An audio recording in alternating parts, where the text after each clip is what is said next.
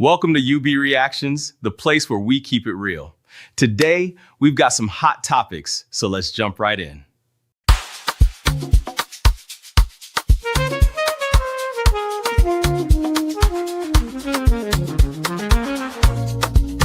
Yeah. You be in the building. Hey, vibe with Uncle Bino. Let's go. Now happy hour things, you know. Hang out with you, babe. It's our vibe tonight. Hey, laugh and learn. We're shining bright. Oh yeah. You be stories, life lessons time. On the Uncle Benno show, everything feels right. From the streets to the world, we talk real talk. Vibes on the beat, make the whole place rock. Happy hour flow with smiles non-stop. Sip and chill with you, be the energy on top. You be stories, dropping them every day. Wisdom for life, the African way. From the grind to the glory, hear what we say. Tune in now, don't delay. Hang out with you, be it's a vibe tonight. Hey, laugh and learn, we shining bright. Oh yeah. Stories, life lessons time. Hey, on the Uncle Benno show, everything feels right. Join the sister circle. Oh, what a scene. CC Inca, honey baby, and I be so clean. Talk love, talk life, talk dreams supreme. Empowerment vibes like a royal queen team. I'm all a Sunday school when the beat gets low. A moment of reflection, let the spirit flow. Men of God speaking wisdom, you should know. Faith and vibes on the Uncle Benno show. Hang out with you, be come catch that light. Oh yeah, you be stories, keep your heart so bright. Yeah. Join the sister circle, feel that fire. Oh yeah, Sunday school for your soul so right. You be nation, we rise together, love and vibe, forever. Uncle Benno show, yeah, we outside.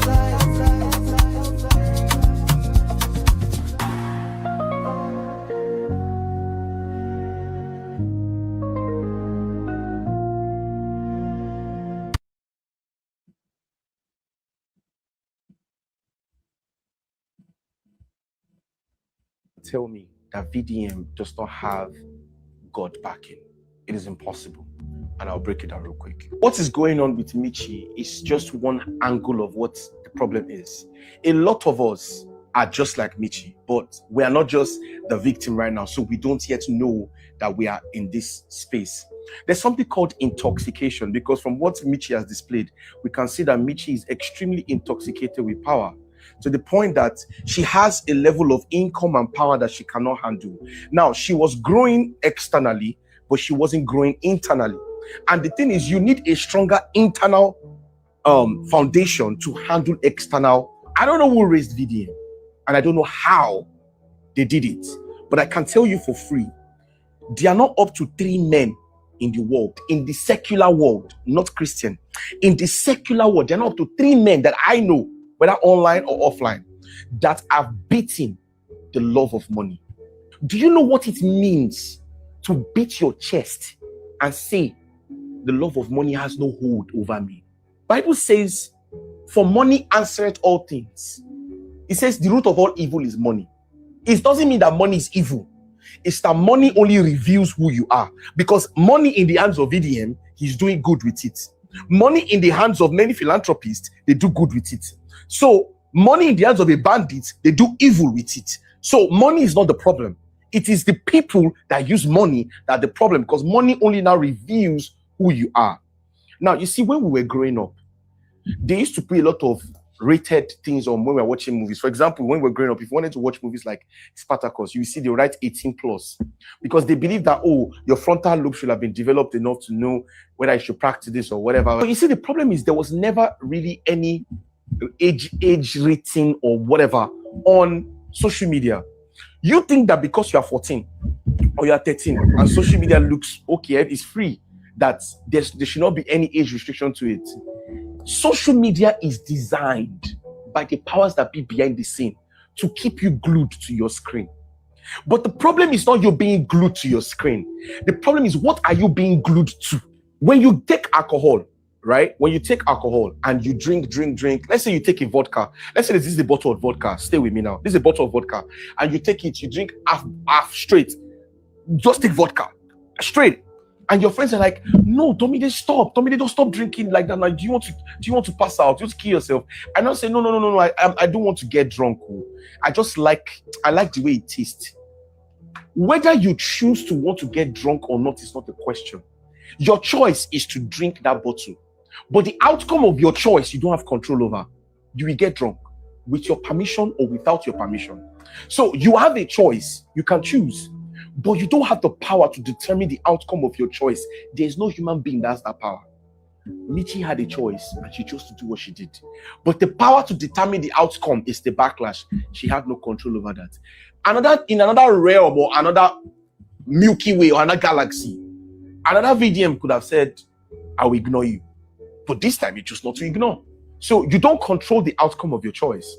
Stay with me. I'm going somewhere. But here's the problem. Even Mitchi did not know she was power drunk. You see, a lot of us at age 17, 18, 19 got into money early, but there was no mentorship. There's no accountability. There's nobody that we really answer to. And the people that we think that we answer to, they are going to cowardly not correct us with sternness because they are scared that you are their source of income. For example, if I have people in my life that I send money home to, they should not be scared of reprimanding me with a stern voice. But the reason why they will not correct you properly, it boils down to you. Because they know that you will not take proper criticism, constructive criticism. They feel like, oh, you might misbehave. And the thing is, you give it away without you knowing. For example, I have like 4 to 5 people in my life. That video I posted yesterday, my popsy don't call me already. There was one I posted one time. He told me where I missed. He said, this is not okay. He balanced it for me. And I said, yes, sir, this is true. Okay, yeah. Some I didn't understand. I said, yes, sir, I agree, no problem. I would correct it. And I did. What I'm bringing out is, if you are not careful, social media and popularity, fame is power. You see, because attention is a new currency and you are making money, so it makes you independent. Your independency sends a signal to your brain that makes you think that you are better than every other person. There are 3 compartments of a human being. There's your tangible asset, which is your weakest asset, which is your eyes, your nose, your mouth. Any asset or your body that people can see is your weakest asset. So Mitchi, your banging body is your weakest asset. Let me tell you the truth. I care about you, but I want to tell you the truth. Your banking body, your stature, what you look like, that thing that makes men go, wow, it is your weakest asset. My looks, my body, my anything, VeryDarkMan's body, his 6 packs, his outer layer, it is his weakest asset. How many of you, when you want to brag about VDM, say, look at his body? No! It's never, because that's your weakest asset. It's not something you brag about, because anybody can achieve that. It's easy to get that. It's something that, I've seen broad-chested fools. I've seen 6 foot tall, useless people. There was a time armed robbers came to our house back then in Shagam, when I was in Shagam. One of the armed robbers, I remember I saw his face. He was dark skinned. He had Obama hairstyle on. He was good looking. That day, with the experience of someone else I respect, was the period that I said, you see, being a handsome person, it has no value. Because if an armed robber can be handsome, he was good looking, he was even finer than me. I said, he was finer. So being fine is your weakest asset. Any fool can be fine. Any fool can be handsome. Good. Now. All right. Welcome, everybody. Welcome. How you doing? Good morning. Can you hear me, please, ladies and gentlemen? If you can hear me, please drop a 1. Drop a 1 if you can hear me. Thank you. Okay. All right. Thank you. Welcome, everybody. So, oh my God. I want to quickly update you guys on what's going on. Good morning. Good afternoon, Uncle Daya. I forgot we are not on the same time zone. Good afternoon to our people from Nigeria, Africa, and those in London and Europe. Good morning to everyone in America, and good morning to those in Canada. You're welcome back to UB and the Real Fam. Yeah, I know this is so early, right? I have to do this. I've got a couple of other things to do, but I just quickly have to update our community before we move on to something else. Yeah, how many of you heard the news that King Mitchi unalived herself yesterday?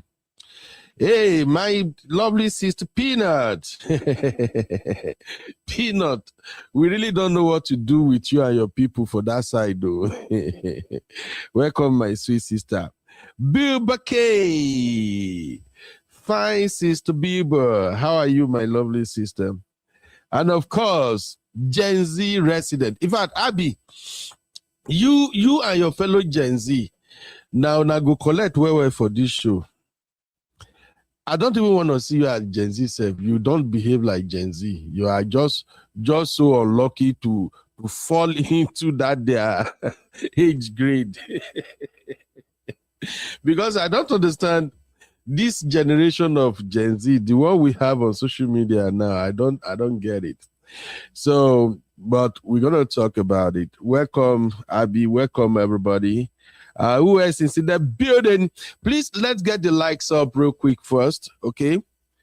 Oh boy, this boy has opened this door again. Let's get the likes up. Let's get the likes up. Do me a favor.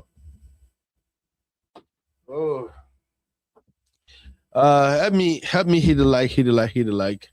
So let's get this conversation going. You're welcome, everybody. XTO Wheat, you're welcome. Yeah, Top Flock the River, you're welcome, my lovely sister. How are you, ma? Have a pleasant day. Shopper Helper, how you day? I just having a lot of beautiful sisters around me.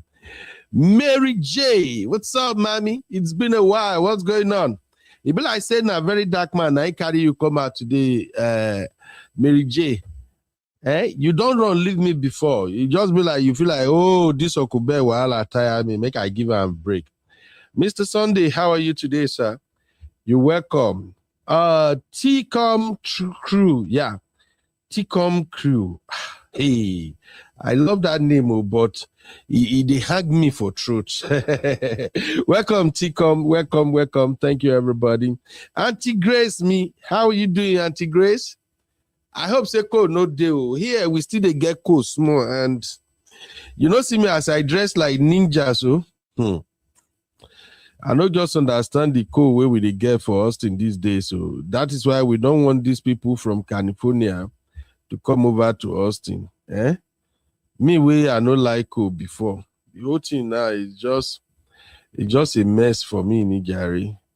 Welcome. If I haven't shout out to you, please drop, just holler me in the chat. Let me recognize your presence. Sister Rose, all the way from New York.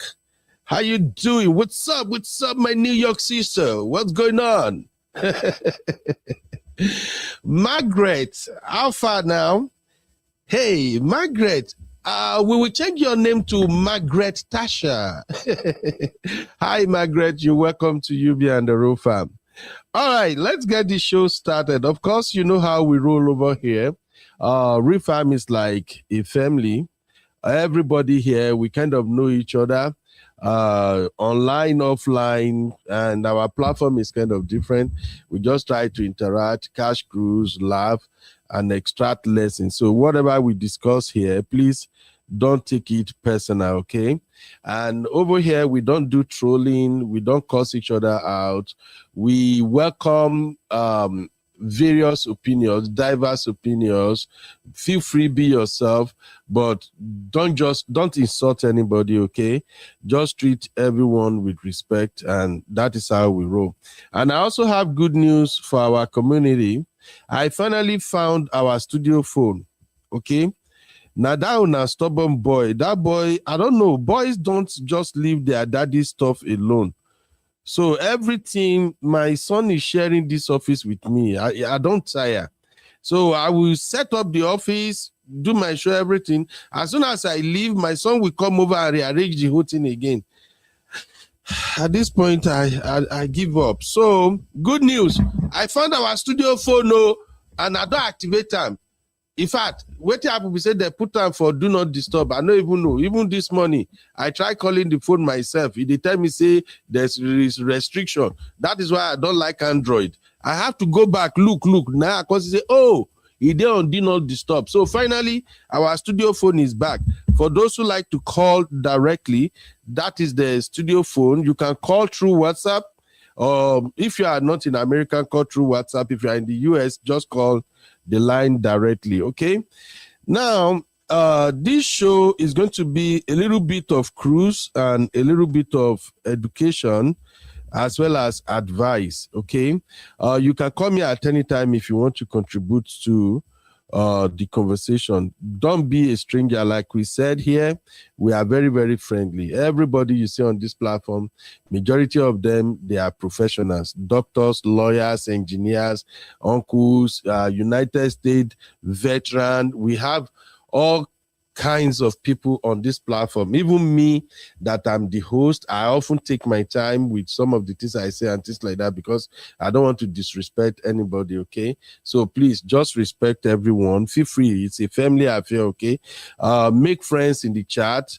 Real fam members, they are so lovely people, very, very welcoming. So don't say, oh, I don't know what they are doing here. All of us, we don't know each other, and now we are growing. I think we are almost getting close to 16,000 members strong now, and that is the power of God, not by my choice or anything. For me, if you are getting to watch us for the first time here, I'm a very, very free person. I'm not trying to beat my own drum, but I'm a very free person, a very welcoming person, easy to relate with.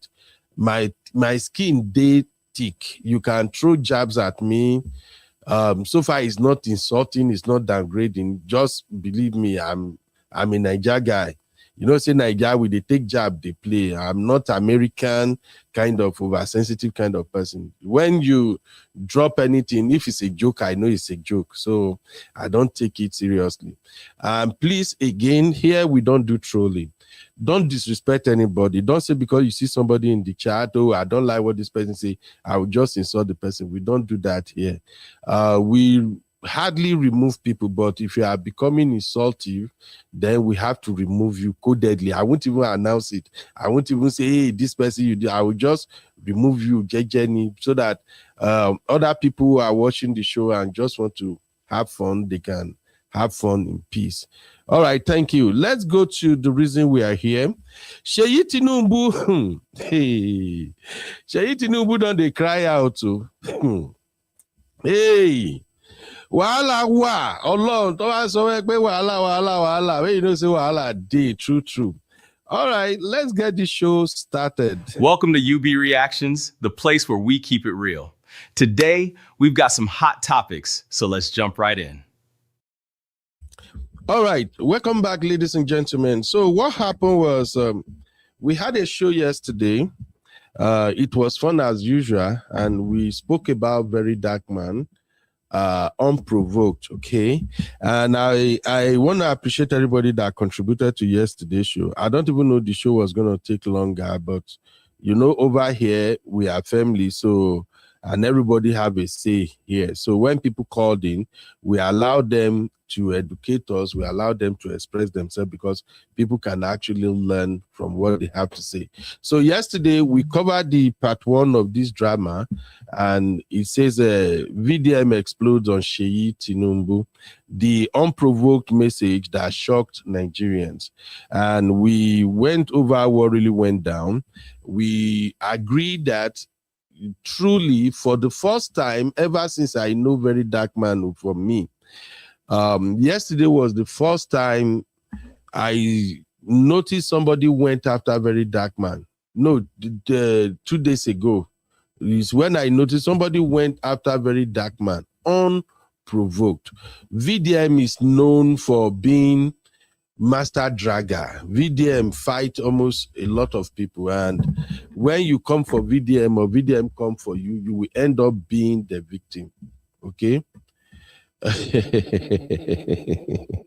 Mr. Inka leave me. Mr. Inka say I look like young glory. No mind Mr. Inka na cool. My body no just the tolerate cool, Jerry.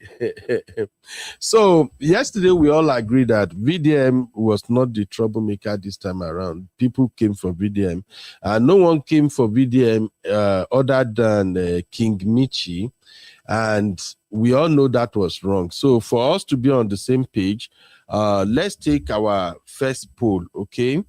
That is how we roll it. Like I've always said, feel free. This is UBI and the real fam. This is our own style.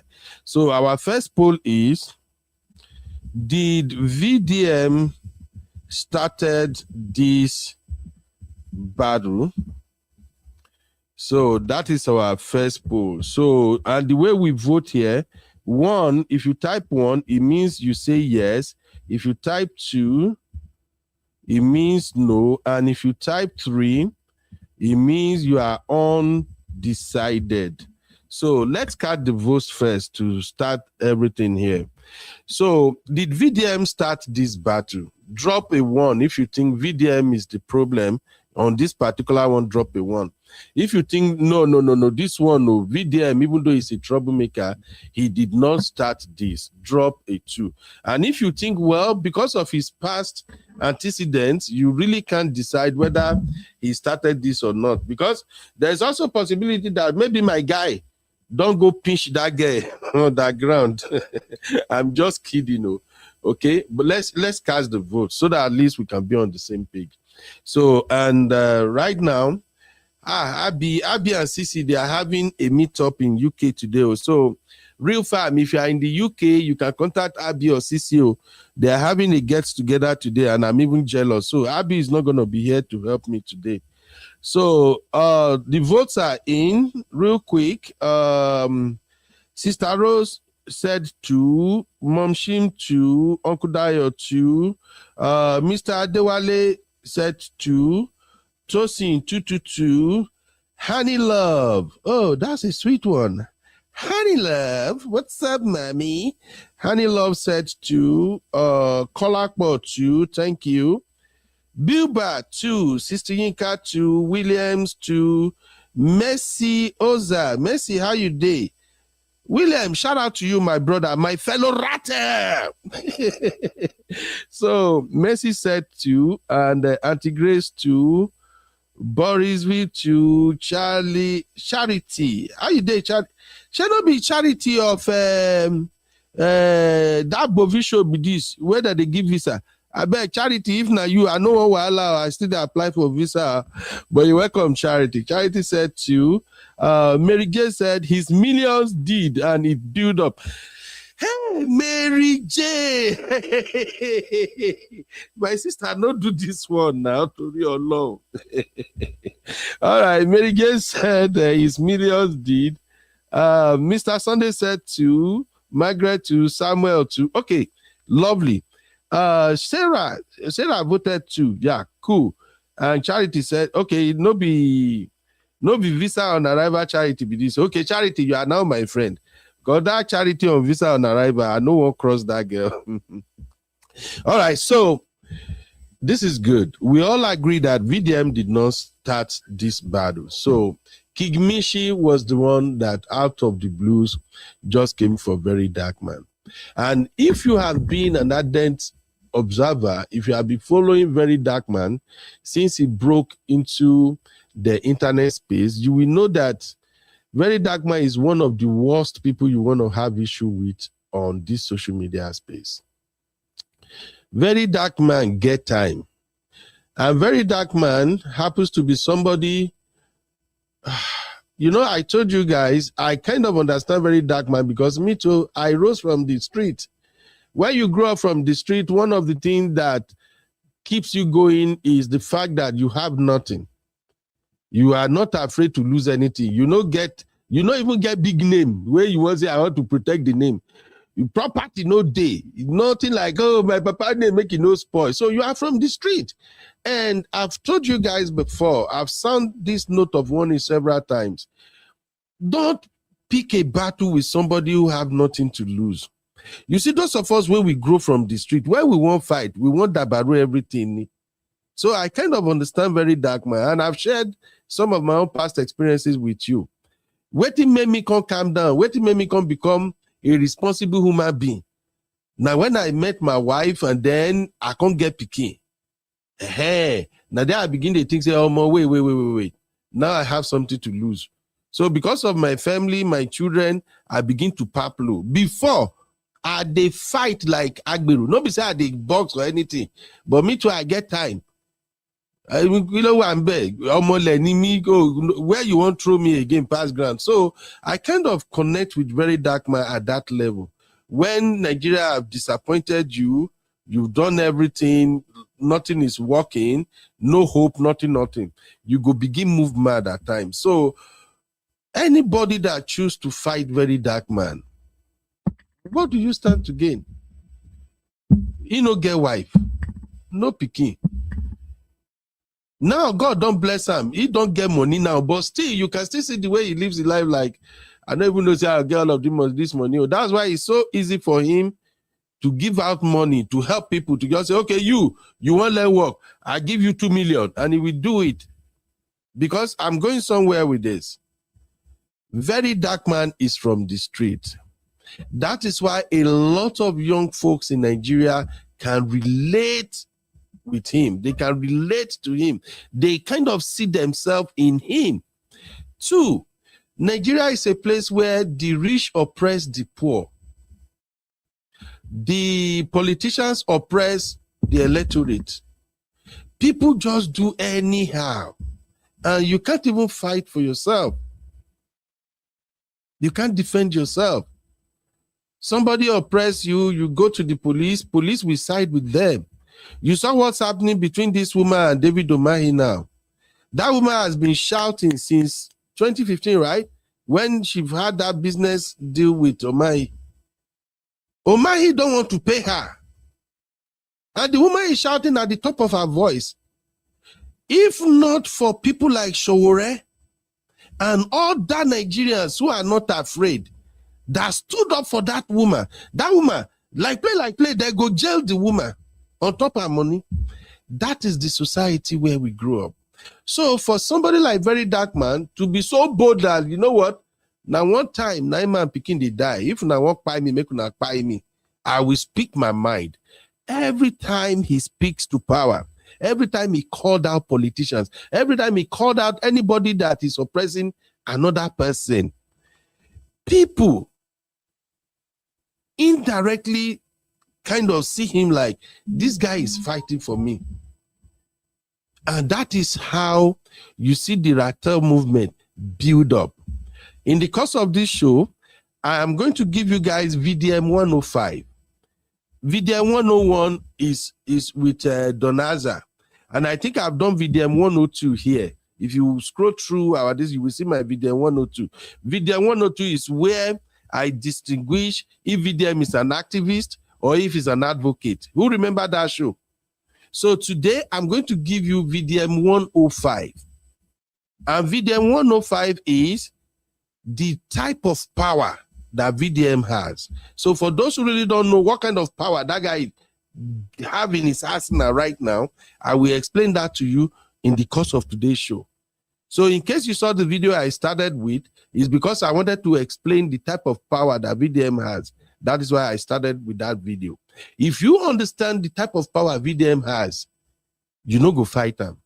And I also remember on our platform here, I explained to you guys that when I study VDM, I noticed that God is strongly behind him. You know how the Bible says in the book of Psalm, 1,000 shall fall by your side and 10,000 by your right side. Anybody where God they behind, that is how you will see they will go against powerful people, and those powerful people will be falling.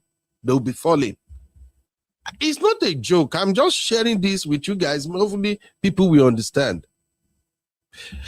That is why I say sometimes in Nigeria, we are powerful Christians, but sometimes some of us don't see how God moves. VDM be like fly when it comes to these powerful people in Nigeria. To crush him is very easy. How many, when I don't see VDM, they go up and down. Soldier here, army there, oh, convoy, one, that nothing. But one with God is maturity. And that is why it's very important that I will just share my own understanding of the type of power that VDM has with you guys. Now, having said all of that, let us move on to what happened. You're welcome, everybody. If you haven't liked the show, please hit like and let's dive into this story. Welcome to UB Reactions, the place where we keep it real. Today, we've got some hot topics, so let's jump right in. All right, so what happened after this show yesterday? Later in the evening, I thought I was going to come back live again, but I couldn't come back live. My wife came back from work, and then we started watching movies, and from there, I'm like, whoa, make life go sit down. So at around 10 p.m., I think it was like 4 a.m. in Nigeria, Tosin called me, and we were talking about some of the content we wanted to create. And while we were on the phone, Tosin said, boss, wahala ti ṣẹlẹ̀. And I'm like, what is it? Tosin say, sir, hey, wọ́n ní Mitchi ti kú. I'm like, what do you mean Mitchi ti kú? So he says, sir, he's serious. I saw it on the blog. I saw it on, is he blog me Nigeria or something news, all of one of these Nigeria blog. And then Tosi sent a couple of clips to me and I watched. And then I saw that girl that really, Mitchi was on live show and she said na hypo, I waiting be that way they say she swallow herself. Then she drank hypo. This is the video for those who don't see it. Watch this. Okay. Me one person for this liability. Check on my mama. Mitch know me. Mitch know go. I'm sorry, guys. Stop running. Guys, I'm so sorry. I feel so sad for my mom. I feel so sad for her. She will go there because she can't be peace. She will die by that.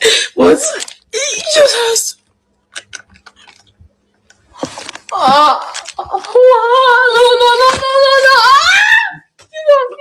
No.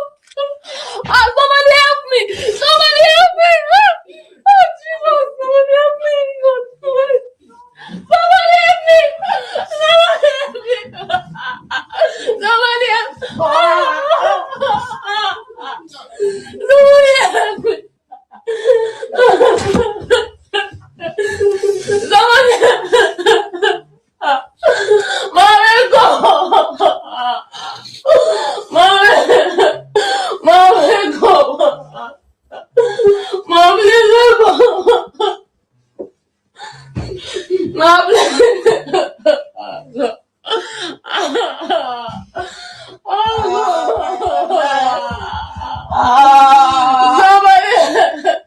me! Somebody help me!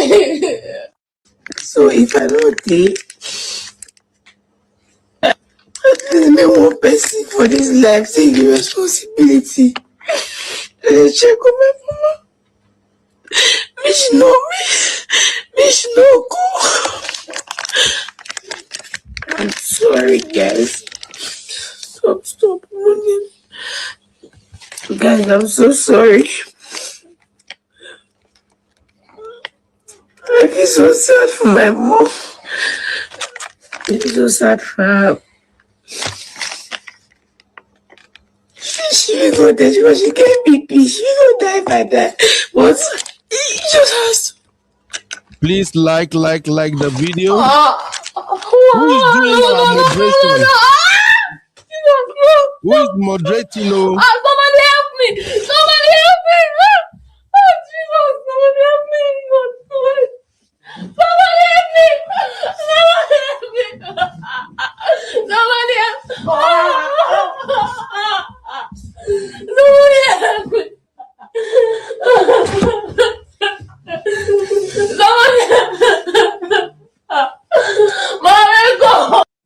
all right. So while I was on the phone with Tosin shared this with me, and I'm not gonna lie. First off, I thought it was real. The guy really caught me. I'm like, Jesus, what is this? What is this?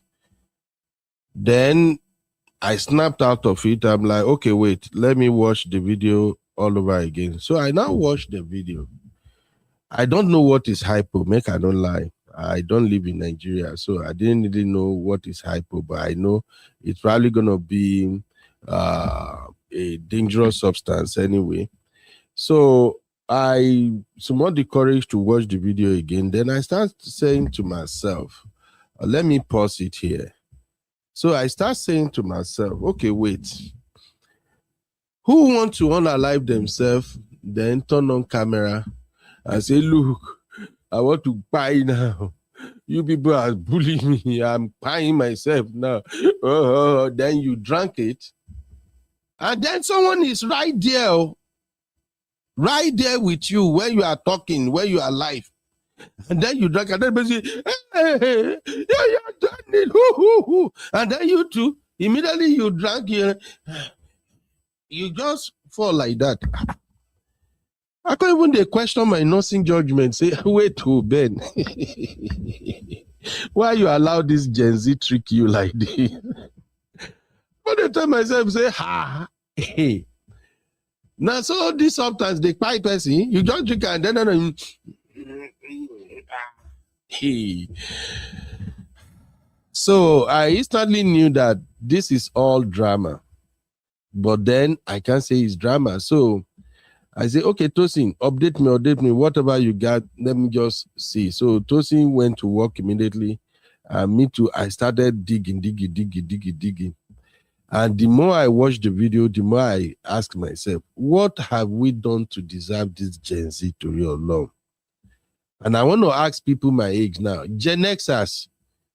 I know I don't even want to talk to millennials now, because you millennials, you are the one that gave us this. You are the one that showed these children way. It is millennials' fault. Bigba, all the millennials watching now, it is your fault. You are the one that showed this Gen Z how to frustrate us. Because I don't know what is our crime. Just last week here, one come out, begin cry. I'm sorry, I'm so sorry, I'm so sorry. The next way we hear, where did I say that one drink? Sniper, or what was it? If not before VeryDarkMan, now so that one won't put all of us for high jump. This week now we are wait to be this one. Okay, last week now we are Mirabel. Now God now rescue us come up for Mirabel hand. This week now we are King Mitchi. What have we done that you Gen Z just feel like you must press our neck? We do this in our online drama. I shall say, hey, well, I don't do. So my first instinct was, let me go and delete the video I made yesterday, because, you know, this is internet. Some people might not understand all the explanation, all the lesson we extracted yesterday. They might just say, they talk about that. They talk. So I'm like, let me just go and delete that video and let it go. And I'll say, wait, why should I even delete that video?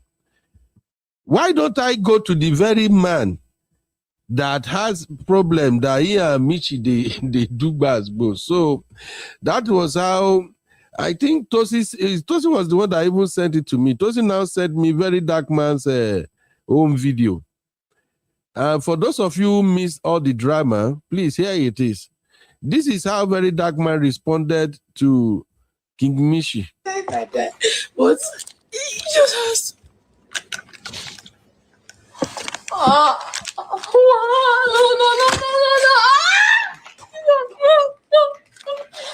Somebody help me! You will not leave me in this battle. You started it. We meet you anywhere you are going to. See. No! Davido! Davido! No, Davido! No, Davido! No! Come on! Come on! Fucking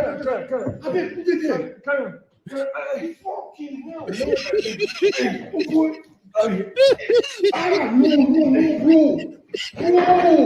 Come on! Oh God, Lord of mercy. Mercy, you are laughing.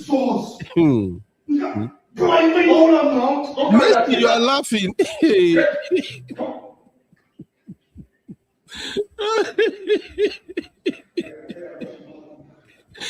Oh Lord, I don't know what she will do for these people. Oh Lord, ah God. You die by that. But he just has to.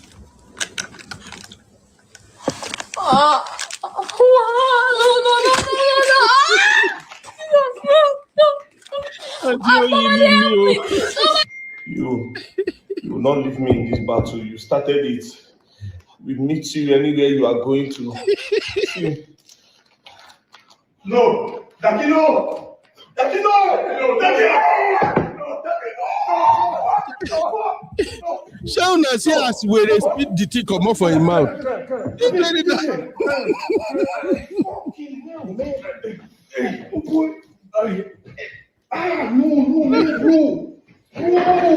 Come on! Wait. Look at this place now. Jesus. Fuck! Damn! Jesus! You got blind me all up now. Don't carry that thing. Get. So una they see me so. Eh? You die by that. But so they see my life for very dark man and this guy hand now. Well, lie. I blame millennials for this. Millennials are the one who used to do all this stupid trick. Shauna said, Gen Z don't inherit this madness now. Eh? And like Auntie Oyin say, exactly Auntie Oyin, very dark man na confirm Agbaya. How old is very dark man now?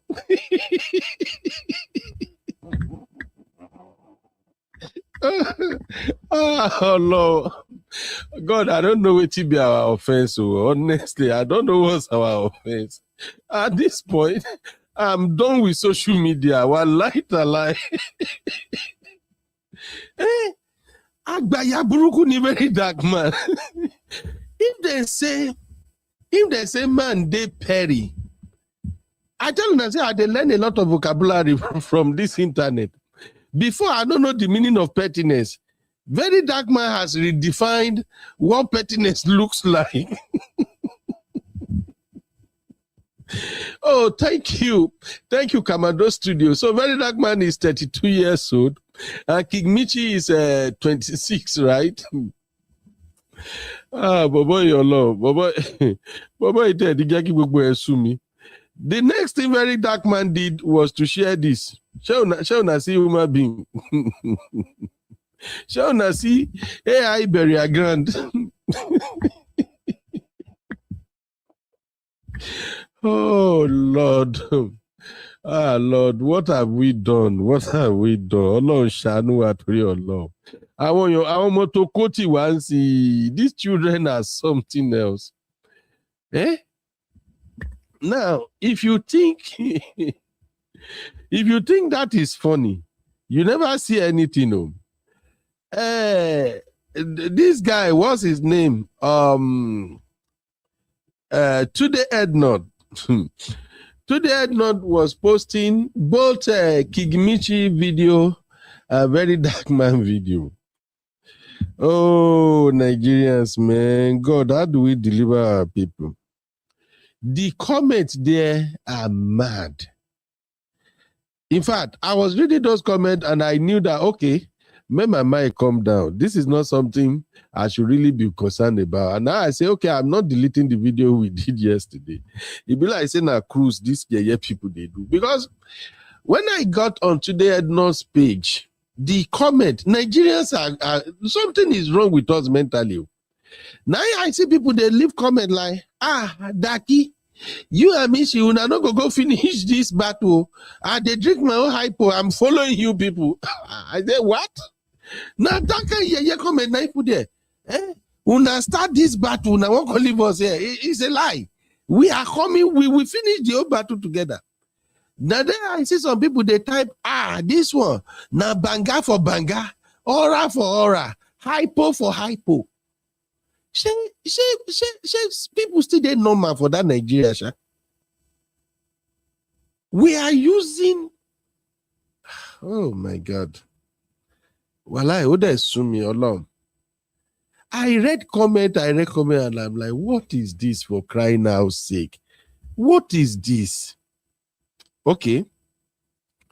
If you think that was even petty, this morning when I wake up, the next one where I see, I'm coming, I'll still tell you what Seyi Tinubu did. But let me show you, I'm just trying to show you guys the videos that actually gave me hope. That make me say, you know what, make I chill. It be like say these people, they're not serious at all. Nigerians are just looking for how to frustrate those of us who no follow them in Nigeria. So, woke up this morning, I went online again, and I saw my ladies, they have shared this one. I beg, make una help me analyze this video. I need to understand what's going on. Everybody say, I am with my iPhone. I am with my iPhone. This is Ratel. iPhone is for cleaning. iPhone is for cleaning. iPhone is for clean your toilet. iPhone is for clean your toilet. iPhone is not for drinking. iPhone is not for drinking. iPhone is not tea. iPhone is not tea. iPhone is not to wash your kidney. iPhone is not to wash your kidney. Mitchi. Wake up. Wake up. VDM. Wake up. Wake up. You people should go and clean. You people should go and clean. Stop drinking hypo. Stop drinking hypo. Keep Nigeria clean. Keep Nigeria clean. Not keep your stomach clean. Not keep your stomach clean. Somebody say don't play. Don't play. You play. You play. You're gonna learn.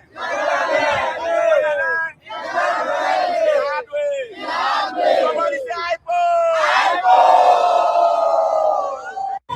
Everybody say I am with my iPhone. I am with my iPhone. This is Ratel. This is Ratel. iPhone is for cleaning. iPhone is for cleaning. iPhone is for clean your toilet. iPhone is for clean your toilet. iPhone is not for drinking. iPhone is not for drinking. iPhone is not tea. iPhone is not tea. iPhone is not to wash your kidney. iPhone is not to wash your kidney. Mitchi. Wake up. Wake up. VDM. Wake up. Wake up. You people should go and clean. You people should go and clean. Stop drinking hypo. Stop drinking hypo. Keep Nigeria clean. Keep Nigeria clean. Not keep your stomach clean. Don't keep your stomach clean. Somebody say don't play. Don't play. You play. You play. You're gonna learn.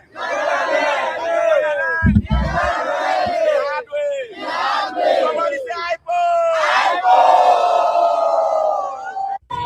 Everybody say I am. Okay. Shebi, when I tell una say in Nigeria, we are citizens of particular concern. Una think say I just want drag us, abi.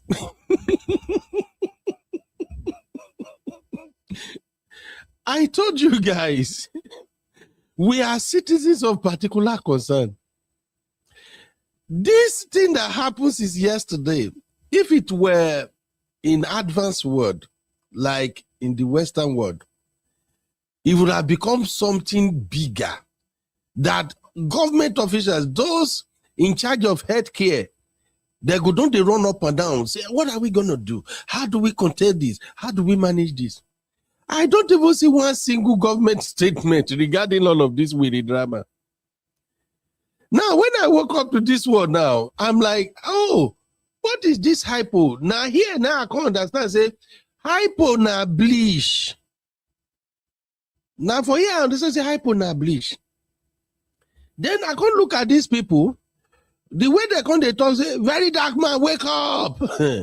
Mitchi, wake up. Go and clean. Hypo is for cleaning.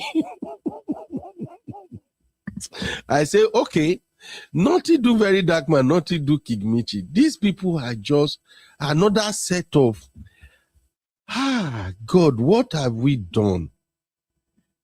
Olorun, kí la ṣe? What have we done to deserve this set of Nigerians? I don't understand. I found this other video again. Make I show you.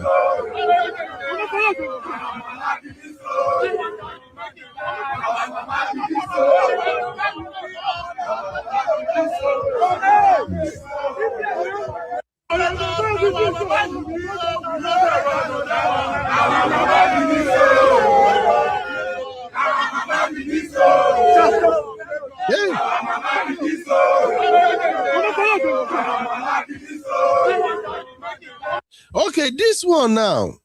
No be Jojo be this.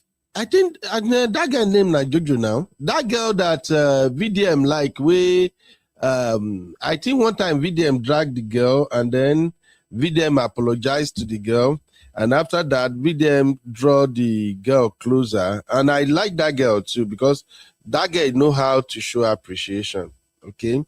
I think her name is Jojo or something Jojo. Tosi, what's that girl's name? Jojo now. I think that should be the Jojo right there. Yes, Jojo, right? Thank you, Tosi. So,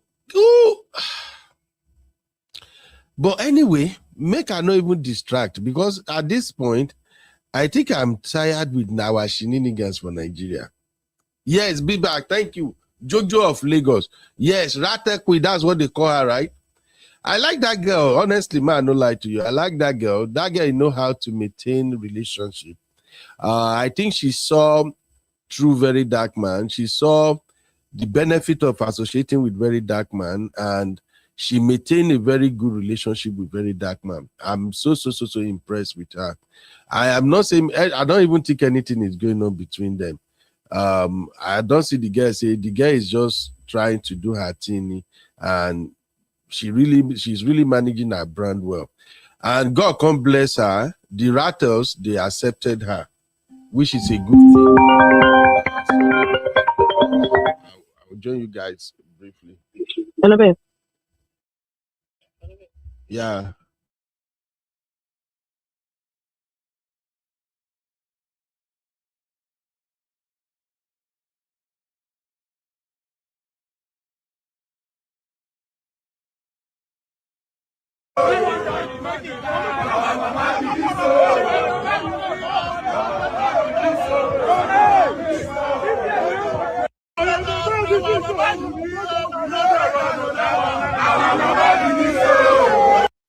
All right. Yeah, sorry, guy. That's my wife on the phone. I know one made they come fire me, so I have to. Once madam call, I have to say yes, ma'am. All right. So I really liked the Jojo girl. She did a great job, but that is not the story. Now, remember I told you guys I'm going to do VDM 105 on today's show. I'm playing these videos because I'm going somewhere. You know this thing that they are doing now that the Ratels are doing, clean up, I think, is it monthly clean up now or every 2 months? How often do they do this? Ratels in the building, please tell me, how often do they do this clean up? Like play now is becoming a thing. And you will notice that every time they have this clean up, more people comes out to participate. The first video that I played, those are Ratels from Alimosho. I think this one now, Abuja, this one the day. I don't even know where all these Ratels are coming from now. Okay, it's monthly, right? Thank you, Uncle Dayo. So, but like play, VeryDarkMan came up with this idea and said, look, We cannot just be saying we are Ratels online every time. It's time for people to come out and show yourself. But for us to do this, let us start clean up. Maybe we just clean our environment and things like that. And I love that initiative. God bless VeryDarkMan. These are positive initiatives. If Nigeria is a place where we have great politicians with good heads on their neck, these are the kind of programs they're supposed to be embracing and supporting. If Nigeria is a place where we have good companies that truly understand what social responsibility is all about, I mean corporate social responsibility, these are the kind of programs they are supposed to be supporting so that more youths can join. You remember during Dirty December, some of the people that visited Nigeria, especially Lagos, one of the review they gave Lagos, that anytime I saw that review, it even make me shame because I grew up in Lagos. One of those reviews is that Lagos is smelling. Anytime I saw those videos, I go on to the verse, but I know they are not lying. Now, is it every part of Lagos State that is smelling? No. But there are some major part of Lagos that if you do anything in Lagos, there is no way you will not pass through that environment. And they stinks. Who is creating all those smells, all those dirty? Who they create them? Lagosians. And when I say Lagosians this time, I'm not talking about the Omanile or the real owners of Lagos. I'm talking about everybody that lives in Lagos. They are all guilty. Now then go chop from inside their motor, throw away the dirty out of the window. Now then you go to where restaurant they go wash plate, finish, carry the water, throw away out for street. Trash. Lagos State get all kinds of company that they have contract with for them to remove the trash and all those things. Sometimes they go tell you, okay, put your trash here and there. The company no go come pack them. 1 week, 2 weeks, the place go become a mess. So when VeryDarkMan came up with this initiative and the Ratels embraced it, in a sane society, this alone were not VeryDarkMan receiving an award for it. In a sane society, you may not like him, but as a government official, in fact, whoever is the Minister of Health or Minister of Environment, I don't know whatever you call it in Nigeria now, that person in a sane society would have partnered with VeryDarkMan. Because for those of you who don't know, I think many of you Gen Z, you may not know this, but those who are older than me and those who are from my generation, they will know this.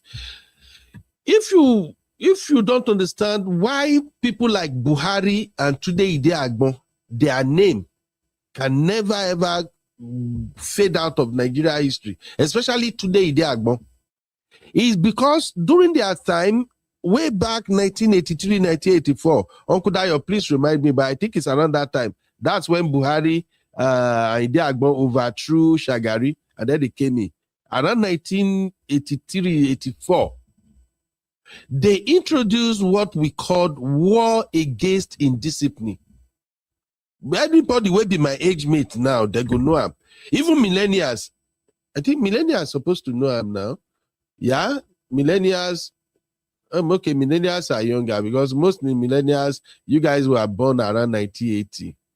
But you're supposed to hear them. You're supposed to know them. So please, our elders, those who are watching right now, let's educate the younger one. Idi Agbon and Buhari, they introduced war against indiscipline. Okay, thank you, Uncle Dayo, 1982 to 1983. War against indiscipline makes Nigeria clean at the time. Lagos was so super clean. Do you know what happened? I think every last Saturday of the month, I think they do it once a month, right? Uncle Dayo, was it once a month then or every week? I think if my memory serves me right, every last Saturday of the month, from morning till 10 a.m., nobody does nothing, no vehicle movement, nothing. All everybody does is you clean your environment. You clean everywhere. Now, soldier did that time. If they burn your papa well, no come out for why? One no shuku bam bam si elara. You know, I've said it here on this platform one time that I know they mess around soldier. Now, from that time, now I take no to run away when soldier they talk. Because I still remember, even though I was young at the time, I still remember how soldier flogged one man. They flogged him. In fact, for that building, for that house, they flogged like 3 men there. That they do why? That's what we call it there. Why? They no agree come out. Then they play music.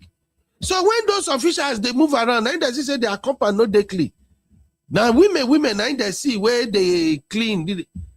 When they enter that compound, they bring the men there. They flog.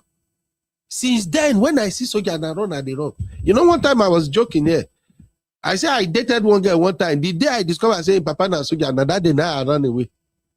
Because motivity soldier didn't know you. If Nigeria, I don't know the kind of soldier where we get now. That's why I can't understand how Boko Haram can get grant for Nigeria. The soldiers where we get at that time, they are very disciplined. I go flog nonsense, come up for your head. But that is by the way. The point I'm making is this initiative of Ratels coming out to clean. If you have government with their head correct, all you have to do is partner with VeryDarkMan and the Ratels to get more youth to invest in this. It's fun.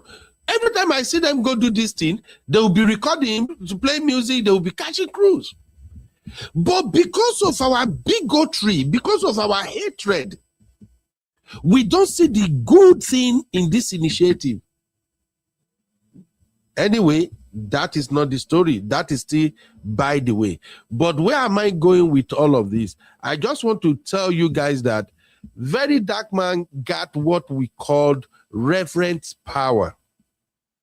You can look it up. Towards the end of this show, I will explain it. Okay?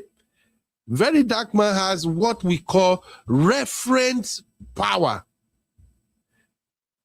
And reference power is what anybody go. Politicians hate people with reference power. And reference power is a power that people usually just look at you. If they want to follow, they just look at you and they identify with you for what you are doing. But I will explain all of that later. Okay? Let's keep it going. Now, why is all of this mess ongoing? Why all of a sudden this has now become a big story? This is where I'm going. What started like play.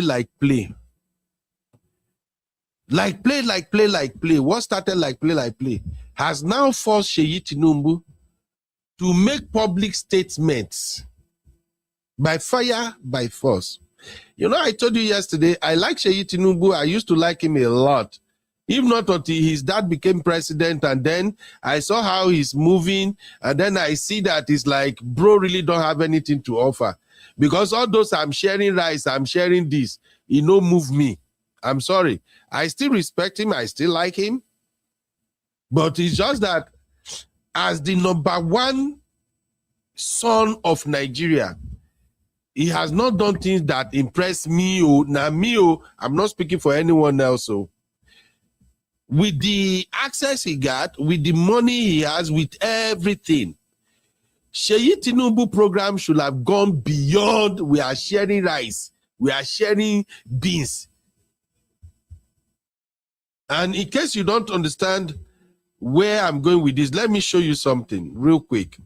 Okay? Let me show you something real quick.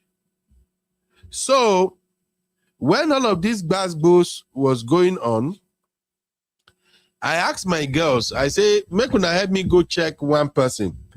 The only #1 youth in Nigeria that I know is the best friend of Seyi Tinubu. In fact, make I even test una now. I know across my 2 platforms, we have 185 people watching right now. Please, can you hit the like? Please hit the like. How many likes do we have? Oh yeah, real fam, on I check how many like we get before we go on, because I just dey talk now.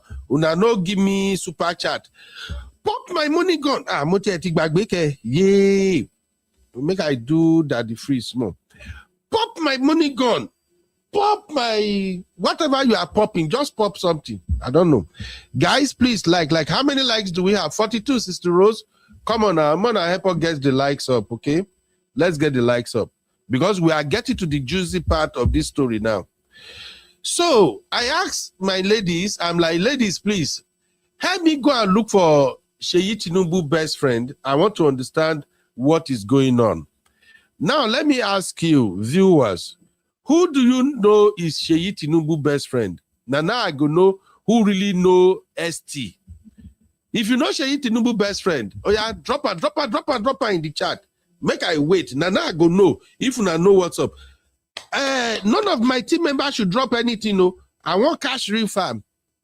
Tosin, B-Flex, Mona no drop anything. Let me see. Who is Seyi Tinubu best friend? Make I see if you know what's up. Now today we go know people we know what's up for Nigeria. We don't know Seyi Tinubu best friend. Lobato. Let me see. Where's my glass? I go cash you now today. Sister Rose say Sheun Kuti. Are you kidding me, Sister Rose? Sheun Kuti. Auntie Onyi say Eniola Badmus. Ashiri Titu. In fact, make I give you just 30 seconds. May we quickly do this one. All of now we don't know what they saw for Nigeria. Now today we go begin know who is who in Nigeria. Oh yeah. 30 seconds. Make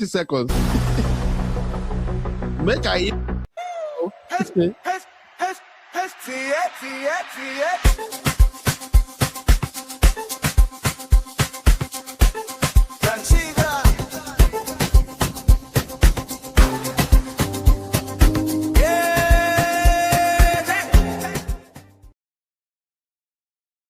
All right. Welcome back. Sister Rose say Bob Risky. Is Bob Risky Seyi Tinubu's friend? Auntie Onyi say davido. Hey! Breeze don't blow. We don't see far Oyansh today. Sister Rose and Auntie Onyi, we need to take Una to go back to Nigeria. May we go update Una. But who is who in Nigeria? All right, let me check the people that know what's up. Okay, let's go. Bibake say that's Lege. Abi, my baby, Abi say Lege. Evelyn say Lege. Uncle Dayo say Lege. And Larry Dikpo. Bros, how far now? Mr. Larry say Lege Miami. Okay. Christy. Krista Bitter said Mitchy. Really? And then William said Don Jazzy. You say Adams came the aka Lege. All right. All of you that said Lege, you are all the winner. Oh, shout out to Sister Rose.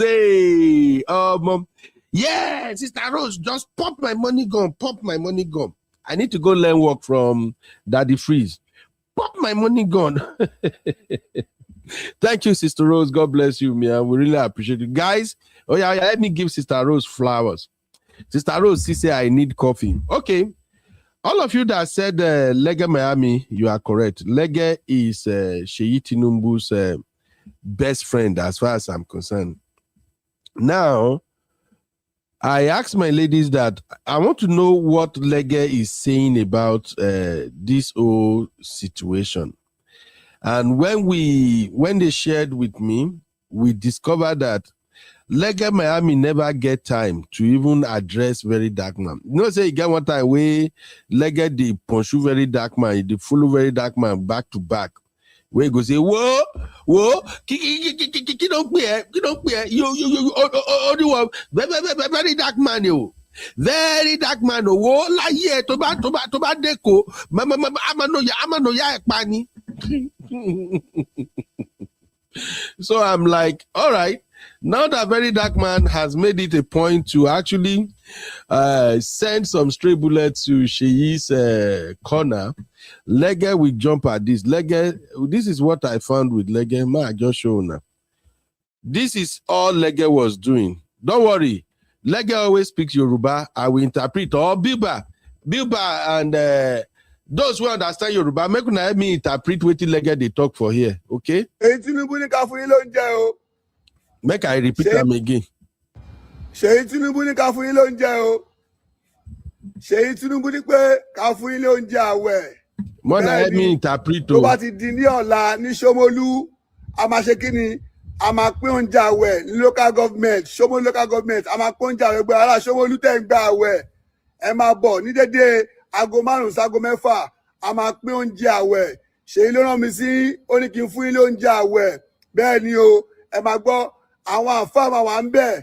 Ó máa gbàdúrà, ó máa ṣàdúrà àwẹ̀. Tó bá ṣàdúrà àwẹ̀ láàrin 20 minutes, tó bá ti ṣe tán, a máa bẹ̀rẹ̀ sí ni máa pín oúnjẹ. Wọn ò ní fún yín lówó, oúnjẹ ló ní fún yín o. Seyi Tinubu ló rán mi sí yín. Wọ́n ti ṣe ti Nasarawa, ti Maduguri, Kano, Delta, Imo, Anambra. Wọ́n ti ṣe gbogbo ẹ̀. Àwọn ti Port Harcourt ti ṣe gbogbo ẹ̀. A ti ṣe tèkó báyìí. Ẹ̀yin ti Ṣómólú ọ̀la. Màwa náà tó máa pín oúnjẹ lọ́la ní Ṣómólú local government. Bẹ́ẹ̀ ni èmi wà in charge. Ṣé ti gbọ́? Ẹ̀yin tí kò ṣọ̀fẹ́ tó bá di Friday à ń bọ̀ a máa wá pín oúnjẹ àwẹ̀. Seyi Tinubu ní ká fún yín lóúnjẹ o. Seyi Tinubu ní pé ká fún yín lóúnjẹ àwẹ̀. Bẹ́ẹ̀ ni tó bá ti di ní ọ̀la ní Ṣómólú, a máa ṣe kí ni? A máa pín oúnjẹ àwẹ̀ ní local government, Ṣómólú local government. A máa pín oúnjẹ àwẹ̀ gbé ará Ṣómólú tẹ̀ ń gba àwẹ̀. Ẹ máa bọ̀ ní dédé aago 5 sí aago 6. A máa pín oúnjẹ àwẹ̀. Ṣèyí ló rán mi sí, ó ní kí n fún yín lóúnjẹ àwẹ̀. Bẹ́ẹ̀ ni o, ẹ máa gbọ́. Àwọn àǹfààní máa wà ń bẹ̀. Ó máa gbàdúrà, ó máa ṣàdúrà àwẹ̀. Tó bá ṣàdúrà àwẹ̀ láàrin 20 minutes, tó bá ti ṣe tán, a máa bẹ̀rẹ̀ sí ni máa pín oúnjẹ. Wọn ò ní fún yín lówó, oúnjẹ ló ní fún yín o. Seyi Tinubu ló rán mi sí yín. Wọ́n ti ṣe ti Nasarawa, ti Maduguri, Kano, Delta, Imo, Anambra. Wọ́n ti ṣe gbogbo ẹ̀. Àwọn ti Port Harcourt ti ṣe gbogbo ẹ̀. A ti ṣe tèkó báyìí. Ẹ̀yin ti Ṣómólú ọ̀la.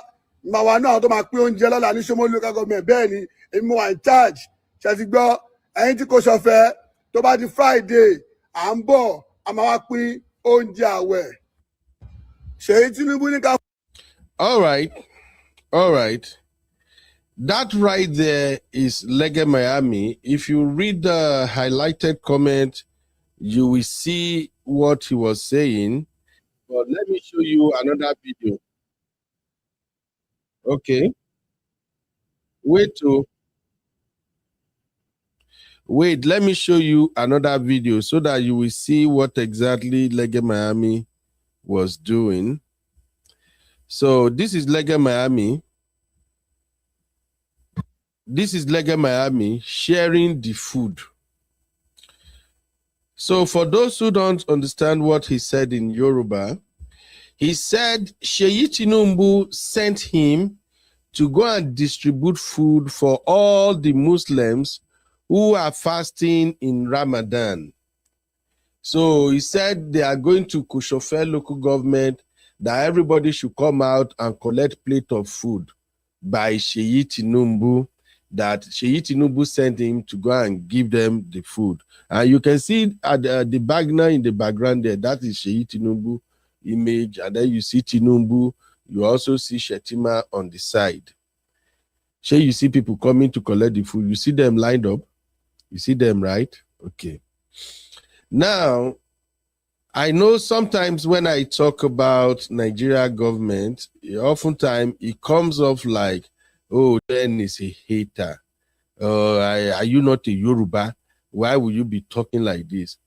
Please, my fellow Yoruba senior brothers and sisters, I'm a Yoruba boy from Ondo State. I'm a proud Yoruba boy. Everybody that have hung out with me, people that know me, they know I'm one hell of a proud Yoruba guy. Nothing you can do that can intimidate me to say I'm not Yoruba. I walk and I hold my head up proudly. I will never ever downgrade Yoruba for anything. Okay, like everyone else, I have my own sentiments too. If you ask me which tribe is the best tribe in all over this world, I will tell you it's the Yoruba tribe. Now that will sound crazy, right? I think in social studies they call it ethnocentrism or something. Okay.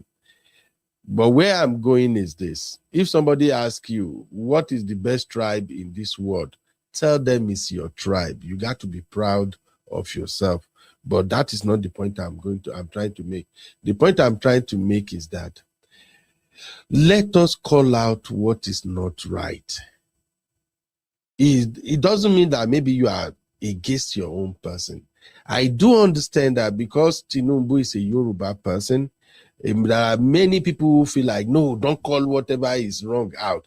Don't say this. Just, it's our own person. No. The fact remains that Tinubu is a great man. Tinubu has lived his life. He's a successful man. Tinubu has helped many people. He has done a great job. Even though sometimes we disagree that Tinubu, when they say, oh, Tinubu built Lagos, Tinubu do this. I know there are people who will argue and say, no, he did not build Lagos, he did not do it. But the fact still remains that Lagos has always been great, but it was after Tinubu became governor and left, he somehow put in place a structure that guaranteed consistency of power and consistency of project delivery. I'm saying this for you to know that Tinubu is not that bad to his own people and all of that. But when it comes to presidency and how somebody manages his administration as a president, we cannot say because we are Yoruba, we should support what is not right. I am not like that. I'm not doing that. So I just wanted to clear the air before I go back to what I was talking about. You see, this thing that Lege Miami is doing right now is nothing new. Hello, please, if you understand my rhetorics, let me know in the comment. What Lege Miami is doing is nothing new. Muslims do this all the time. I told you I grew up in Lagos. My own Christian, no be Christian, we know they eat Ileya meat. Many of my friends when I was at Lagos State University, they are Muslims. Ìsàlẹ̀ Èkó la máa ń wà tó bá ti dìgbà Iléyá. Alájì máa pẹran. Almost all my friends, their papa go kill ram. We go chop rice, drink. Many Muslim, many rich Muslim, Alajas, this period, they will cook and they will share to people around them, both Christian and Muslim. The Muslims are known for giving. So what Seyi Tinubu or Lege Miami is doing right now, it is nothing new.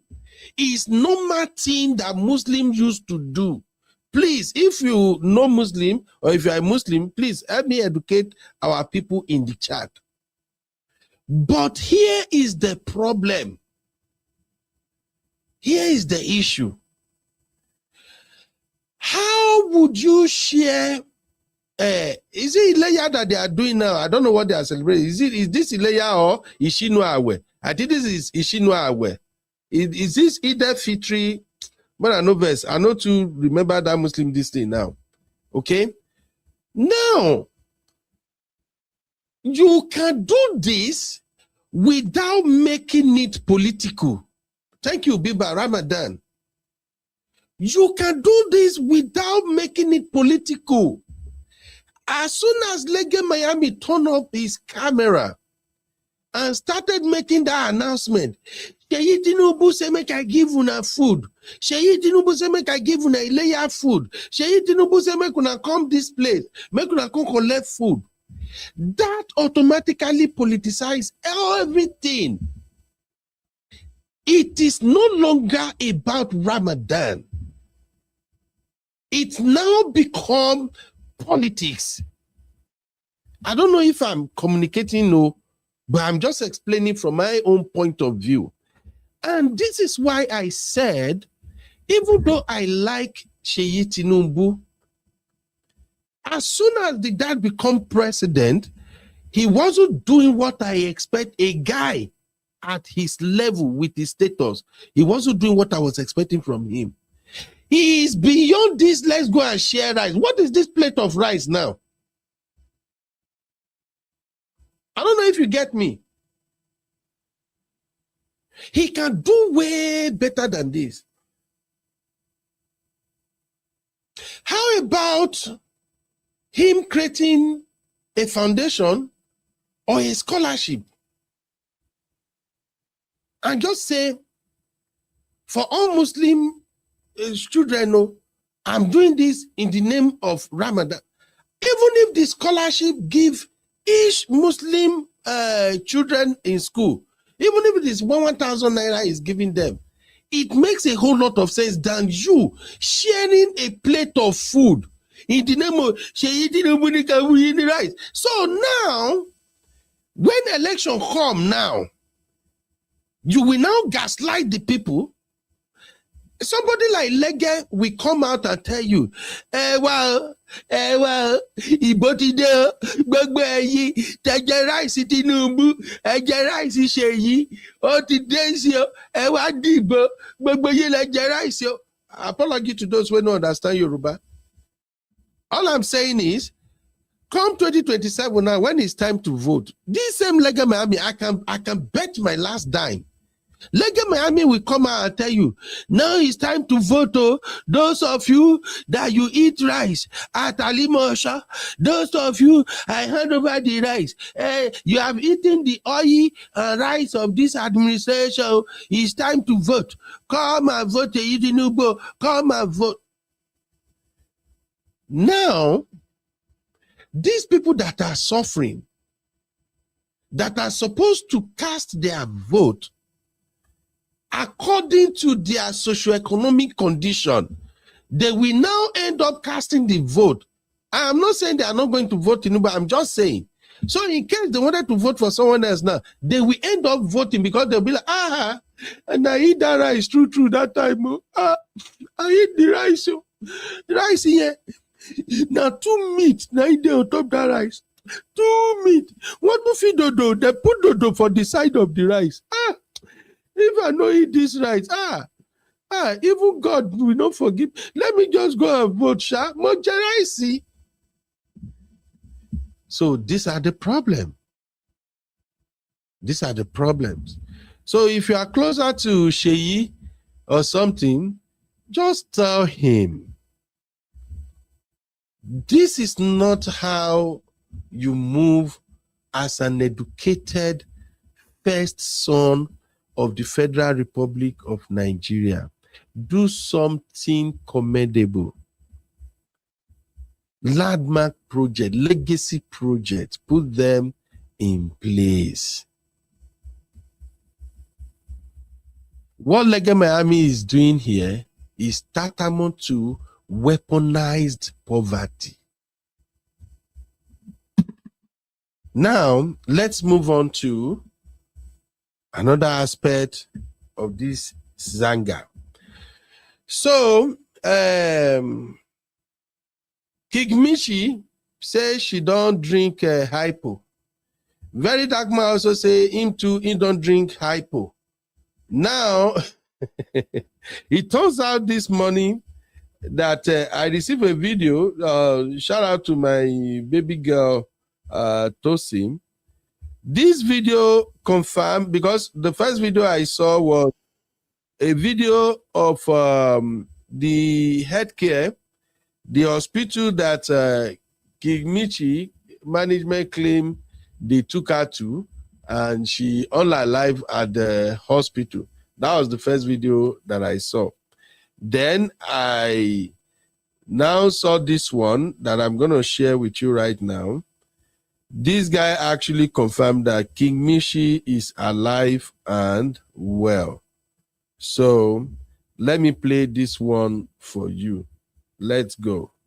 He's not there. Nothing happened to King Mitchi.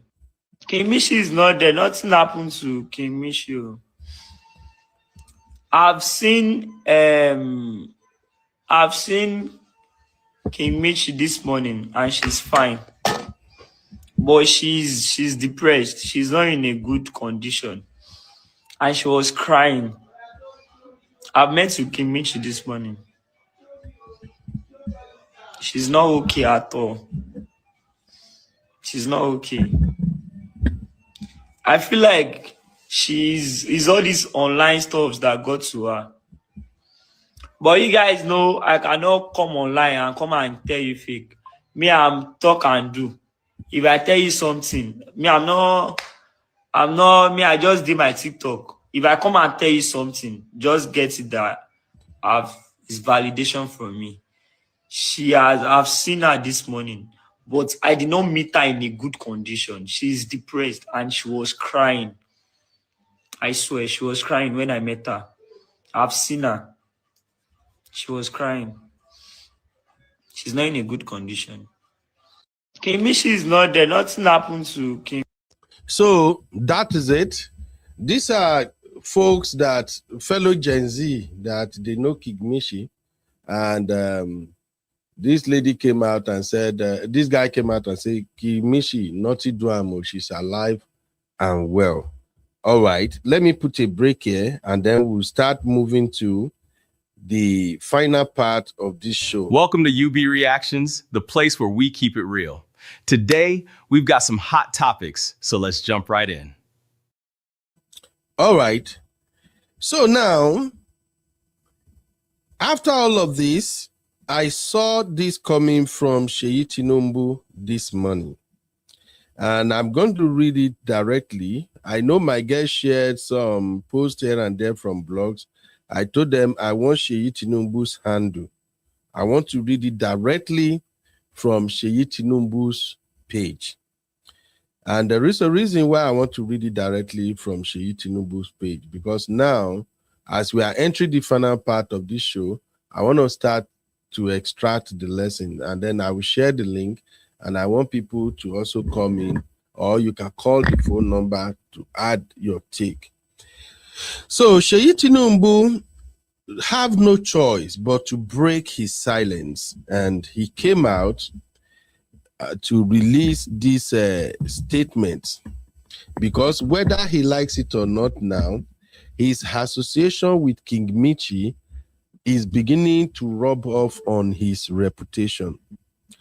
And I will read his statement and I'll now continue with the lessons I want us to take away from this. Let me expand it more so everyone can see. So this is coming from Seyi Tinubu's official page. You can see it's his verified page.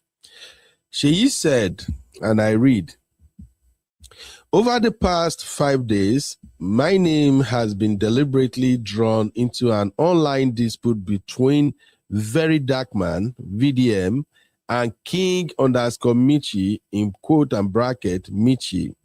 Let me be clear. The allegations and insinuations made about me are false. I met Mitchi once in a public setting alongside others. On that occasion, I provided financial support towards her NGO activities, just as I have supported many young Nigerians and organizations working to empower people. A follow-up meeting had been scheduled for me to receive an update on the impact of our NGO's work following the donation. That meeting did not take place because I have been unwell. There has never been a private encounter, no secret arrangement, and no impropriety of any kind. He moved on. What is deeply concerning is that a feud I did not start and in which I have played no part has been used as a vehicle to insert my name. Oh, sorry. I'm reading this thing from Mr. Story. The thing is jumping. Emma Binu. I'm still learning when it comes to Instagram. Abi and Co, they don't teach me well.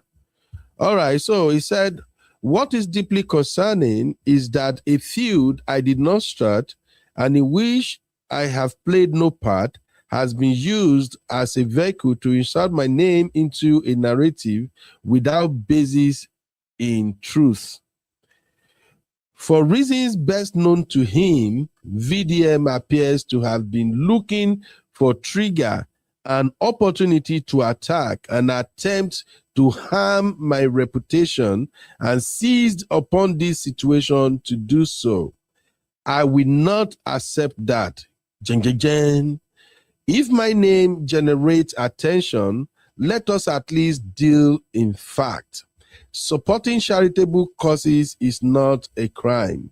Meeting someone publicly to support their NGO is not a scandal. Repeating falsehoods loudly does not transform them into truths. Okay, here we go. Let me pause it again. I will not be bullied, and I will not dignify fiction with panic. I have experienced bullying before, and I understand the harm it can cause. That is why I take a firm stance against it. What we are witnessing online, particularly the escalation of attacks that many suggest are having serious mental health impact, is unacceptable. No disagreement should descend into harassment that risks someone's well-being or safety. Philanthropy and outreach must never be politicized or weaponized. For over a decade, through my foundation and personal giving, I have supported initiatives in education, enterprise, health, youth empowerment, and many others. That work is transparent, documented, and rooted in service. All right, let's go. To those seeking to manufacture controversy, Nigeria needs builders, not bullies. We need responsible discourse, not sensationalism driven by speculation. I firmly reject the accusations made against me. I call for de-escalation, for restraint, and for a return to truth and responsibility. Noise will fade. Character and work endure. I remain committed to serving Nigerians, especially our youth, with integrity and transparency. All right. So that was it from Seyi Tinubu himself. Okay. As you can see, I read all of this from his official IG handle. Now, what do you think? What do you think is going on with this Seyi Tinubu declaration? This is where I want to start to extract the lessons. I'm going to share the link right now for those who would like to jump in. What are the lessons we can take away from all of this? I'm sharing the link right now. Okay. Call in. You can use the link to join me in the studio, or you can call our studio number that is showing on the screen right now. Let us have this conversation. If you are in Nigeria and you are struggling with network, you can call our studio line through WhatsApp. And if you want to come in using the link, please feel free to do that. All right, let me connect the phone to our roadcaster so that everybody can be part of this. Are you connected now, bro, or not?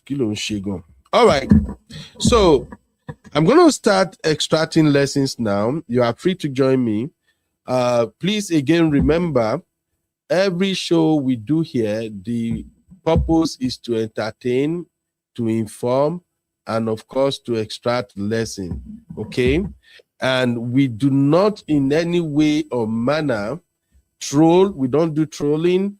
We don't drag anybody. We don't bring down anyone's reputation or anything. Our goal is to educate. Uncle Dayo, you are welcome to the show. How are you doing, sir?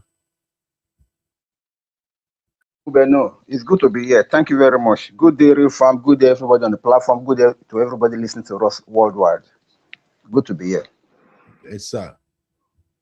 Okay, Uncle Dayo, before we move on, before I move on to, let me even start with my first lesson.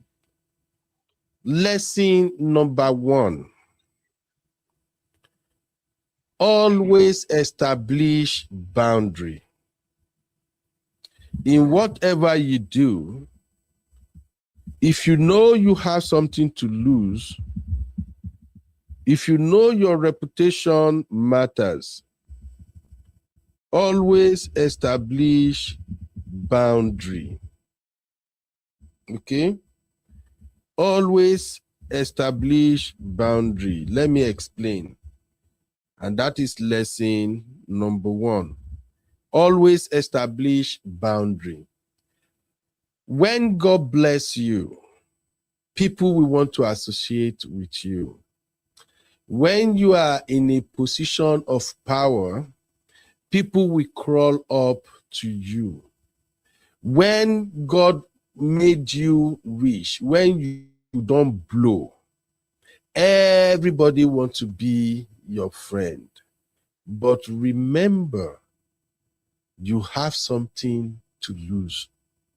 So anyone you associate with, anyone you work with, you drink with, you hang out with, you want to make sure that whatever they are doing cannot find its way back to you.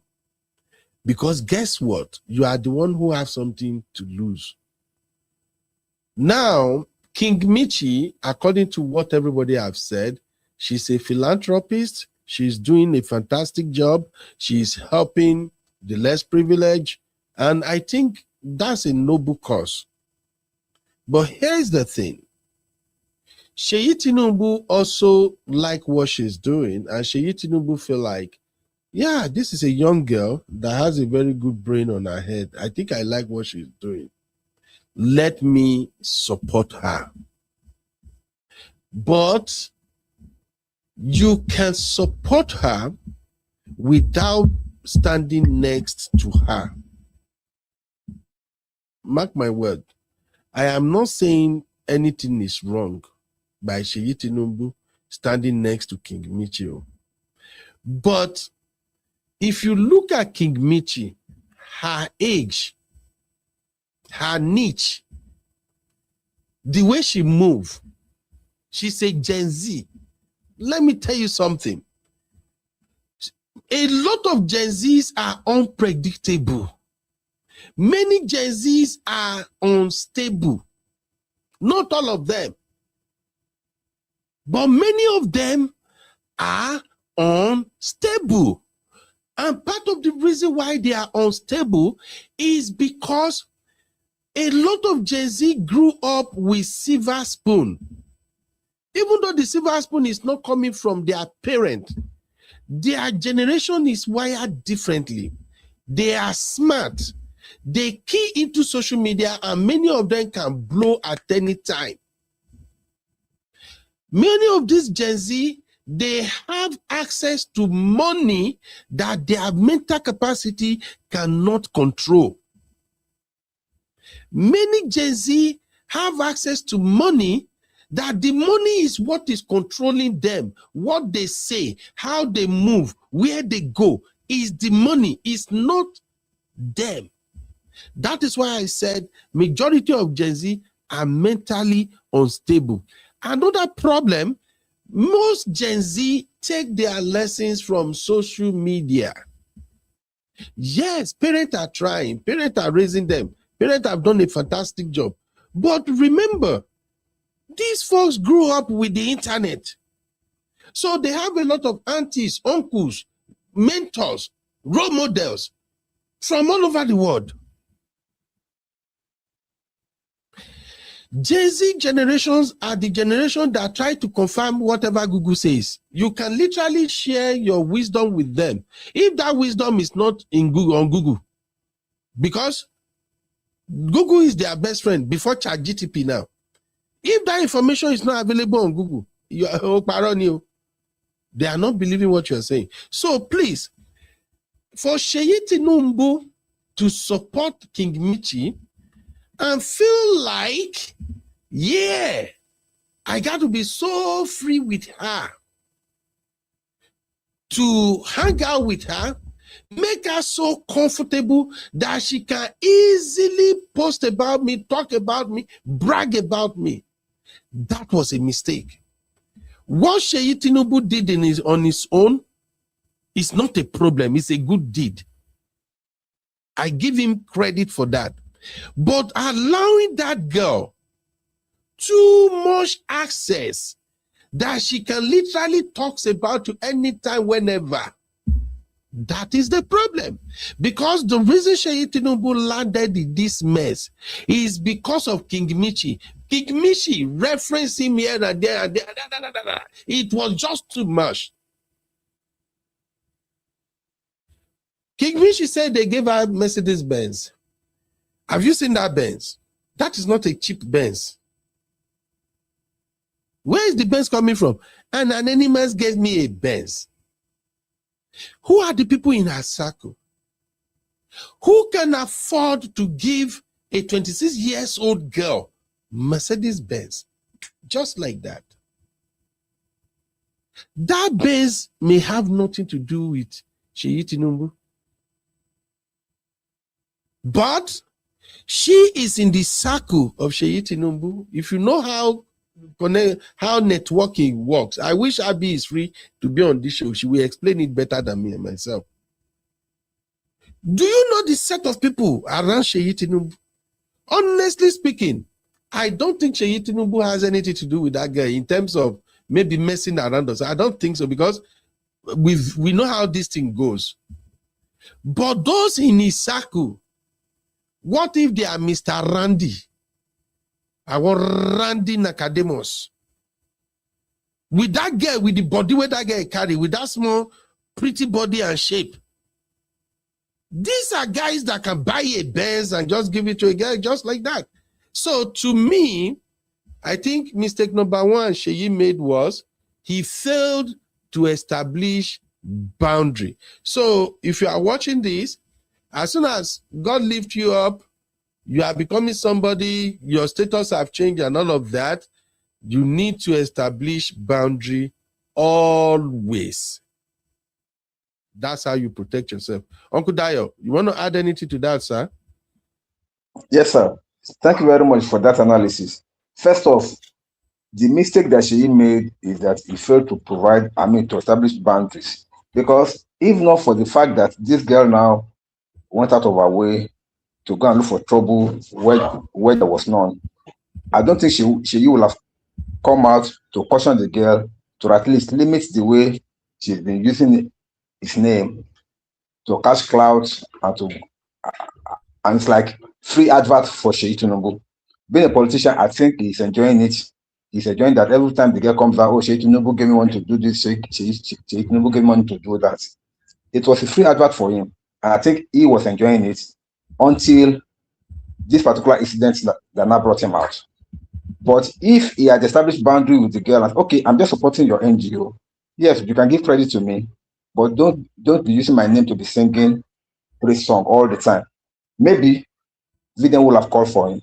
Now, look at it this way. Even for this particular project that we're talking about, that she called out VDM upon, the girl came out to say that Don Jazzy supported her and Seyi Tinubu supported her.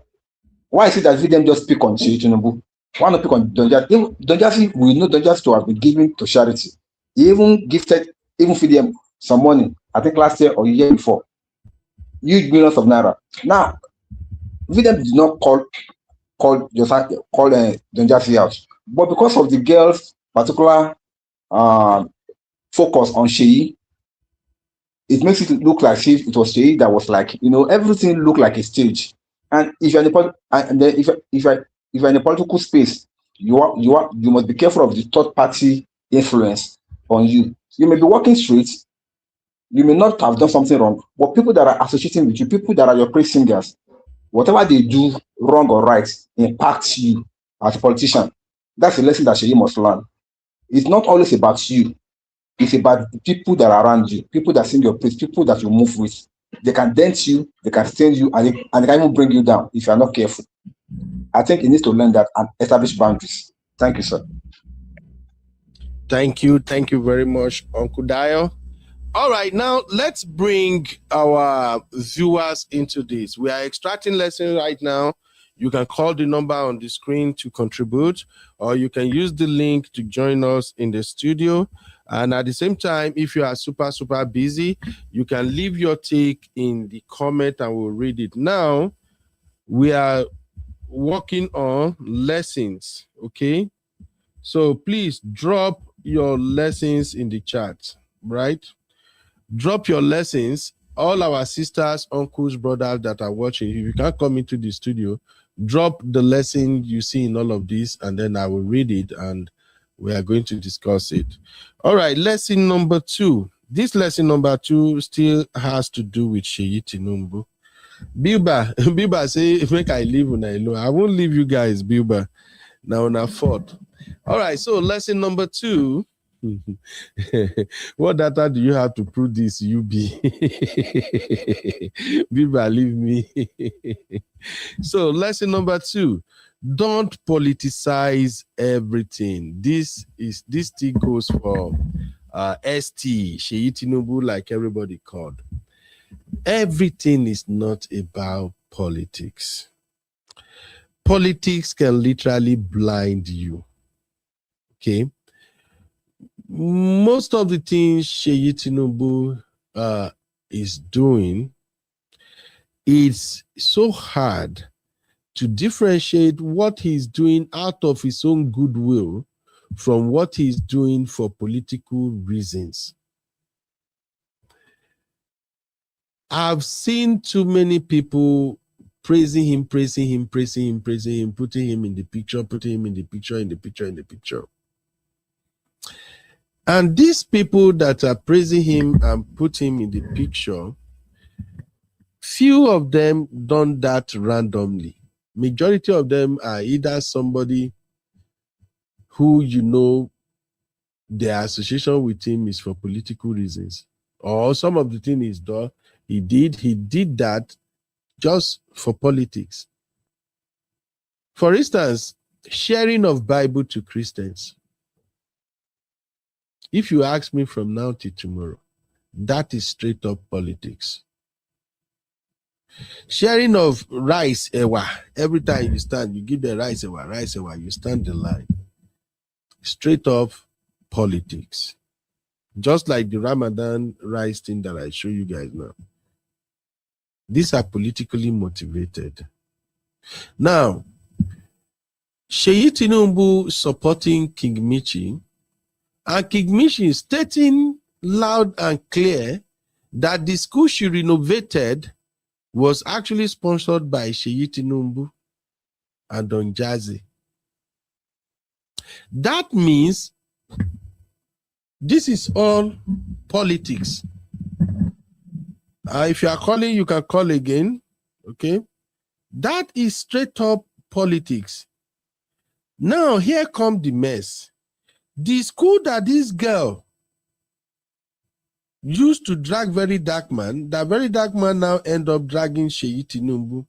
It turns out the project is not even completed. It turns out the project is not completed. We all saw the video, or do you guys want me to play it again? Uncle Dio, did you see that video, sir? Yes, I did. And I saw everything. The project is still ongoing. And she came out to claim that she finished it under 6 days. That is gaslighting the whole people now. Come on. Who does that? Exactly.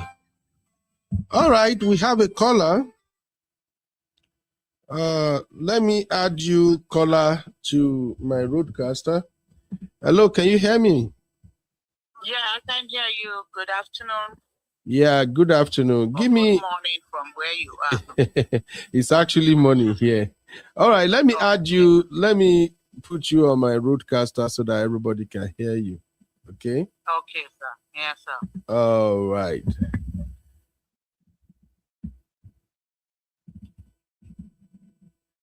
This one appear or not? Well, at the no. Okay, go ahead, my sister. Please, can you hear her? Uncle Dayo Shengbo. Go ahead, sis. Okay. She's not talking. Okay, now I can hear her. Now I can hear her. Your name is Chelsea? Chelsea, Teresa. Oh, you're welcome, Miss Teresa. God bless you. Yeah. What do you want to contribute, man? Yeah, I'm calling you from the United States. Oh, wow. The United Kingdom, I mean, sorry. Ah, code people. Welcome, my sister. Yeah. First of all, I want to really appreciate the good work you're doing. Oh, thank you, man. I think at this time around, we just have to speak the truth because so many things have gone wrong back home. So many things have gone wrong. Yes, man. You know, like the Bible says that the sins of our parents can be visited onto the children. Something on that nature. Children can be punished because of the sins of their forefathers. Nigerians are suffering. And there is a lot of cry, pain. People are pain. And everybody look up to Seyi because the youth believe that he is a young man and he should have understand and feel the pain of the Nigerian youth. You understand? Absolutely, man. I have read his response. All Seyi is trying to do there, from what I can see, is he's just trying to justify his action. He has presented himself, whether he likes it or not. The youth, the Nigerian youth, look up to him as their leader. Mm-hmm. He is a political figure. He has empowered that girl, yes. And like you rightly said, boundaries were not in place. Because for that small girl to come out and at every little video she makes, Seyi Tinubu this, help me thank Seyi Tinubu, help me do this. And for her to have the effrontery to say, even this king, what the hell? Even this king. That is an insult of the highest order.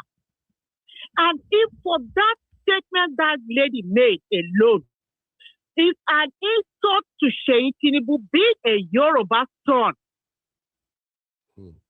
And for that alone, Seyi Tinubu has no right to say he's coming out to clear his name or looking at it that VeryDarkMan has been looking for a way to bring him down.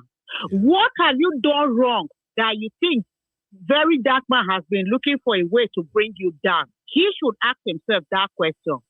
What have I not done that I'm supposed to do that VeryDarkMan has been looking for a way to bring me down? How can I make things right? VeryDarkMan has been interacting with the masses on the grassroots. Okay? He knows the pains of these people. Even 20 times, if he has tried to reach out to VeryDarkMan and VeryDarkMan rejects him, if he's wise enough, he will draw that young man closer to him. Knowing fully well that many people are looking up to VeryDarkMan. You understand? Exactly. If I am Seyi Tinubu, I will drop my pride. I will go to VeryDarkMan and call him, come, my brother. You are my brother. I know we have different interests. You might think I am protecting my father. But what concerns us is Nigeria. And most importantly, the cry of the youth. The cry of the poor people. You know these people better. What do you think I can do that will make things right? Let us look at it this way. Even if my father is unable to return back to that seat, I want to create an avenue that people will believe in me. Seyi Tinubu has a future. He's still young. And you can achieve greater things. So, you people that are back home and you have the opportunity to talk to him, let us all advise him. He should bring down his guilt. He should bring down his ego.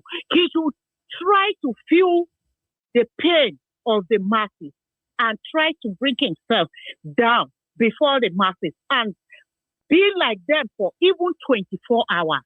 That way he can understand what the masses are feeling. Because if he thinks he's going to threaten VeryDarkMan or try to sue him or try to make whatever he has been trying to get him down, what will, like VDM will always say, I have nothing to lose. But if he touch VDM, he's touching the entire Nigeria. And he should know that election is around the corner. And any move he takes, everybody is watching. And there must be a counter move in that regard. Absolutely. So I think at this point, let him come down. Let him forget about APC. Let him forget about him being the president of Nigeria. Let him put himself that he's a youth leader of Nigerians, that the Nigerian youth are looking up to him. Who knows? He may be able to salvage the throne. Thank you, my sister. And I want to also say that Mitchy or Mitchi or whatever she's called, honestly, they have to bring her to order. I really love what VDM did to her. And you see, most of these things, like he will always say, it's not everything you see on social media that is real. You can imagine the picture he sent and everybody applauded her that she has done a good job. Just for Nigerians to discover that it was all scam. Look at rubbish things she did. It was better her not to even touch that school. Exactly. Than wasting, putting money in her pocket and claiming that she has done what she did not do. Exactly, ma'am. Exactly. And she has to be used as a tool for lesson for other youth to know. Our Royal Highness Kings and Queens are supposed to be respected irrespective of wherever you are from. I am from Benue State. I can never talk, no matter how the crisis of Benue was going through, we were all angry. We in Diaspora were not happy. But even when we were trying to talk to our trustees, let him know our pains and cries, we said it with decorum and respect. And then a small girl who is not even up to the age of that king's grandchild, we have the effrontery to say, even this king. Wallahi, that one shocked me, my sister. And in Nigeria, the Yoruba kingdom is one of the kingdoms that is highly respected. The Yoruba kingdom, the Benin kingdom, those two kingdoms, any kids from around that kingdom, we know that they are untouchable, highly respected. So what is happening? What is happening to our culture? And these are all the things that are causing us pain. We in Diaspora, nobody sees Nigeria as anything important. At every little provocation, we are called names because we have forgotten our culture. We really have to go back to our drawing board. Our leaders, if they have failed us, they have failed us. We, the youth, our eyes are open. We are open. We are seeing things now. And if we don't call it a shot, if we don't try to take this thing by fire, by force, I'm sorry. Our culture is going down the drain. Thank you, my sister. I don't have much to say. Oh, That is just my little contribution. Thank you, ma. You made a lot of sense, ma. God bless you for your contribution. What's the name again, my sister? My name is Teresa. All right, Trista, right? Yes. Okay, thank you for calling us all the way from United States. And you see now, Thank you. I fixed our studio number today, and now you can call first. Can you imagine? Let us appreciate you, my sister. Thank you very much. Thank you, sir. Yes, sir. Uncle Benno, Yes, sir. just before Sister Trisa go, I want to say one or two things. I would like her to respond to it. Now, please, my sister. Wait, Uncle Dayo, I don't think she can hear you. Can you hear Uncle Dayo, man? No, not yet. Uncle Dayo, what do you say you want to say to her? I want to say one or two things to her because she made some good points, which I want to just balance it out. Okay, let me put you on the roadcaster too. All right, go ahead, sir. Okay, thank you very much, my sister. You made a very, very good, so many good points, which I just want to clarify one or two things. The problem here is that it's not as if Seyi does not know what the Nigerian youth want. Seyi knows exactly what to do. In fact, I can tell you, it's not as if it's not as if he's confused. It's just that he's just moving with the old people's narrative. For instance, now, we that we are here in Nigeria, ask any youth in Nigeria as of today, even the old men, even the young men, that they should tell you three major things that they think they need now as an emergency. They will not think twice before they tell you. And what is that? We want security. We want electricity. We want good social welfare, like hospital, good roads, good infrastructures. It's not rocket science. It's not as if Nigeria is capable of all these things. My brother, if Nigeria if Nigeria is like 40% better, Nigerians in diaspora are ready to go back home. Exactly, my sister. But because we are where we are today, even my sisters, my brothers that are in the diaspora, they are afraid to come back home. And we've been on this issue since 1980s. The same promises that politicians have been giving us since 1980s. Oh, we are going to give you good roads. We are going to give you electricity. We are going to give you social amenities. It's still the same thing that they are still using to campaign 2026. Where are we going here? Now, if you want to do right, it does not need to parley with his father on anything. Let him shout out a cause for himself. Address the Nigerian youth. Address their major concern. Try to solve the problem facing them as a youth. Then he will make a good name for himself. But he's not doing that. All what he's doing, he's just following his father's footsteps, just weaponizing poverty, giving out stipends instead of going to the root of the matter and uprooting it and solving it. They were just cutting the leaves. They were not tampering with the roots to keep us in perpetual slavery, as they used to say. But left to me, I have nothing against him. But when it comes to this particular issue, when you said that he's supposed to go to VeryDarkMan to find out exactly what he can do, he knows what he's supposed to. He knows. In fact, he doesn't need anybody to tell him what Nigerian is. He knows it already. He doesn't need a VeryDarkMan. He doesn't need anybody. But people around him, they are just pushing him to toe his father's path. Oh, just you must keep the people hungry. Just be giving them small things, so that they can still be available for you to use as a tool. It's a political gimmick, which they've been doing all these years, and it's not right. Thank you, my sister. Thank you. Thank you. Thank you very much. Well, this is the time. Now we have to forget about sentiment in Nigeria. We have to forget about tribalism in Nigeria. We have to forget about religion in Nigeria. We have to start looking at each other as Nigeria and do the needful. Yeah, whoever you people think that can understand our pains and bitterness, that is qualified enough to lead us, you people should go for it. Because that is one of the problems we are facing in Nigeria. Tribalism, religion. Those two things is what is killing us. And until we disengage our minds from all of these thoughts, we are just making noise. Nothing will come to pass. All right, thank you. I pray that God will help us to make a right choice and a right decision. The truth of the matter is, Baba, president is old. The president is old. The president is not healthy.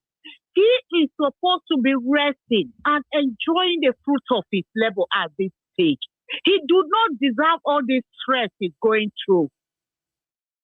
Yeah. I applaud him. He has a heart that he can endure insults and whatever. But for how long? All right. This is my father and a grandfather.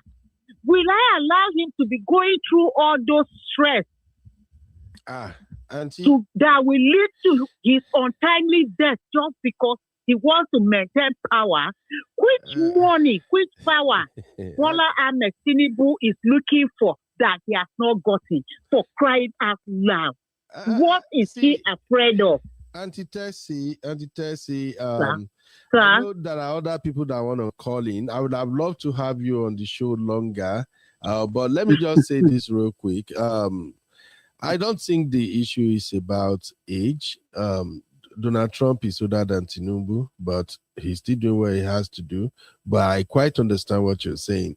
And at the same time, just like you rightly said, I think the president is going about all this re-election thing in a kind of greedy and selfish way. But again, it's politics and this is democracy. Everybody have the right to run for office. They have the right to say, you know what, Emilio come. But exactly, like you rightly said, people should be allowed to vote their conscience. So I agree with you on that one. Thank you, my sister. You know what made me to say that is this.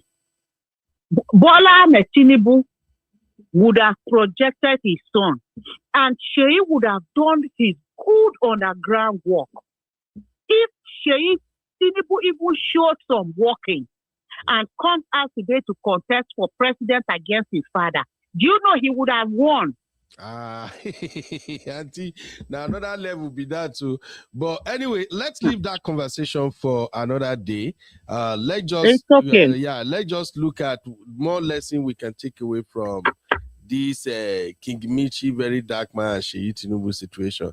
Thank you, my lovely sister. I really appreciate you coming. God bless you, man. Thank you. God bless you. Yes, man. All right, guys, we're gonna move on with the show. Okay. All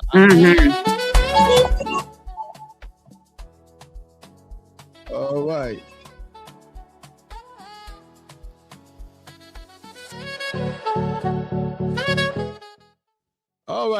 All right. The number to call, of course, the number to call is 512-595-6569. And you can call the number through WhatsApp if you want to add your voice to the conversation. I have Mr. Uncle Phil in the building. Uncle Phil, you want to extract some lessons from all of these dramas, huh? Yes, just like oil rig. We have to. There's a lot of crude in this situation, and when we do the refining, we can see several lessons out of it. So, yeah. Can you hear me, please? Yes, of course I can hear you. Okay. Uncle, can you hear Mr. Phil? Okay, go ahead, sir. Maybe it's loud and clear, sir. Okay. Loud and clear. How are you, sir? Well, sir. Okay. Fine, sir. Yeah. You're welcome to the show, sir. Thank you very much. You too. So, I want to look at it from several angles, right? So, VDM and Mitchi, that's on one side. Now, Seyi Tinubu and the whole people he surrounds himself with. And just as they don't have any business in this case. Even the king and all those stuff, they don't have any business in it, if not for the Mitchy that opened the door, right? And Mitchy opened the door for us to have access to these people who are supposed to be in a class of their own, if I can use the word like that. The king should be in a class of his own. It should not be the person that they will be dragging his name like this. And unfortunately, the king represents some group of people. So the king is not just a king for himself. He's a king of a group of people. So is the how do I put it now? Is the face of that people. It's just like a face of a brand. If I face of a brand now, you don't show up anyhow. You don't go any place because you don't want to deface that brand, right? And for these ladies to just, openly just mention that king like that, you are not just talking to that individual. You are defacing that brand that he represents. The Yoruba people. Maybe I'm wrong, someone should correct me. That is a direct insult to a group of people. For you to call out someone they reverend and they see as their elder, as their forerunner like that. Mitchi has some work to do there. She has some work, some deep work to do there. And she has to do it to a point that has evidence and is genuine to the tone of trying to fix that mess. I don't know how many times she mentioned that king, but for you to even dare do that, it's a no-no. It's a For the no-no. girl? For the girl, she shouldn't have. Uncle Phil, I get what you are saying, but I'm gonna disagree a little bit on that, sir. In what way? If you permit me, sir. Go ahead. The blame is on the king. If truly, I'm so sorry. If truly, I'm going there, sir. The call is truly between the king and the girl, let's just forget about the girl, sir. Let's forget it completely. The blame is on the king. I'm sorry. I'm also strong on accountability. All I want because that the king is the one who disrespect with the Yorubas. Let's call it what it is. Uncle Beno. Why would you? I agree with you. Uncle Beno. But the king did it in private with her. No, sir. Uncle Beno, wait. Uncle Beno, wait, sir. See, the thing is this. I don't believe, and I still keep repeating it, that it was the king. Now, let us even look at it circumspectly. Look at it this way. People of that caliber don't move like that. Let me explain why, sir. People of that caliber, they don't move like that. They move through proxies. They know the implication. They move through proxies. If for anything, the king is interested in that girl, allegedly, it will not be a direct contact through his own personal phone to the girl. It will be through his PA or somebody close to him. Okay. So that's why I believe it's somebody masquerading as a king. It cannot be the king. And also, for the sake of any content, the office of the king has come out to debunk that it was never from them. So what else do we need again? Better not be, but now, yes, this is where I'm going, and my uncle just clarified that. There are some certain things you do with people on trust.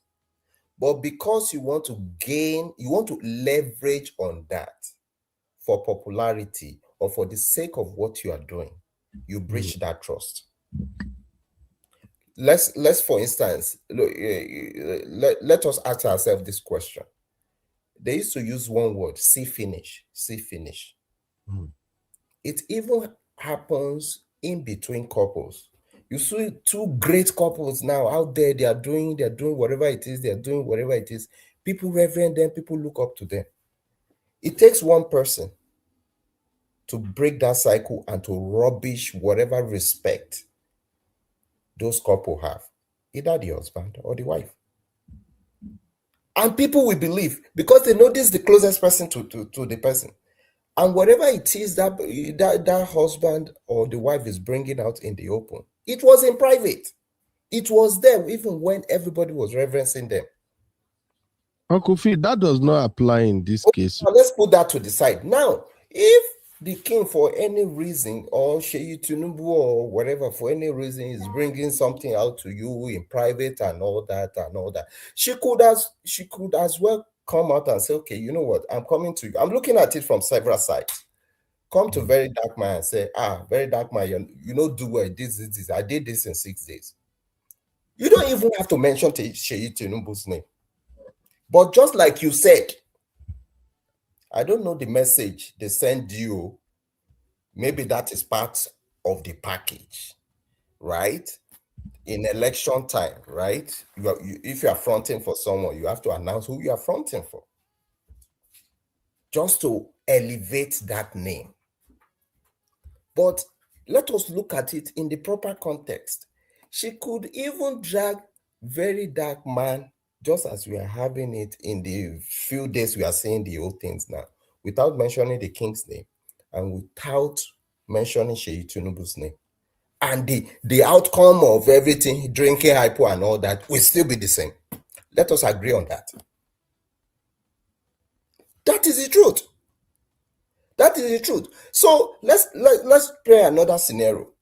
If she had come to VeryDarkMan, oh, I did this in 6 days, and now that we found out that she has not even completed it, right? She didn't mention Seyi Tinubu's name. She didn't mention the king's name. And now VeryDarkMan now says, I know your sponsors, this and that, this and that, this and that. And she did not mention it in her own initial clip. That is another scenario. You get what I'm saying? So what I'm pulling out of here is that sometimes, even if you move in with proxies, right? You move with proxies or you move directly with people, those people are interacting with you based on trust. Whether is the son of the king that should advise the king, when I say the king, the president now, Seyi Tinubu, should advise, daddy, my generation, this is what we are going through and all that and all that. You understand? By his affiliation with the father, maybe he should have known the right thing to do one thing or another, should not even be part of this situation. Because I'm sure, unless Seyi Tinubu sends her a message, just like Lege is doing, Lege can even announce that without mentioning Seyi Tinubu's name. That is to answer one statement that you made, that don't politicize everything. Lege could have even said it and said, come to Alimosho, come and eat this, without mentioning Seyi Tinubu's name. And Seyi Tinubu will get the thank you in private. That's what the Bible says, that when the right hand is doing something, you should not announce to the left hand. That is where my take is. So there's no need for all of this at all. In private, Lege can now call you, thank you for the rice food, or you are sponsoring this, but help us, daddy, our road is not good. We need pipe on water. We need education. This school is dilapidated here and there. Yeah. You get what I mean? And now, by extension, let me now add this. Nigeria, we are breeding the next group of people that will continue to generate this same result that brought Nigeria to where we are. That is the sad thing. Because it is a template. And now they are that. How old is Lege? Is Lege up to 50? How old is Seyi Tinubu? How old is King Mitchi? They are already playing that script. If God help them, through whatever content it is they are doing now, they are now in the position of power. They will do the same thing. That is why it looks, whether the old or the young, unfortunately, we are already, the people, the foreigners are already bequeathing the template in a more dangerous way to the hands of people coming behind.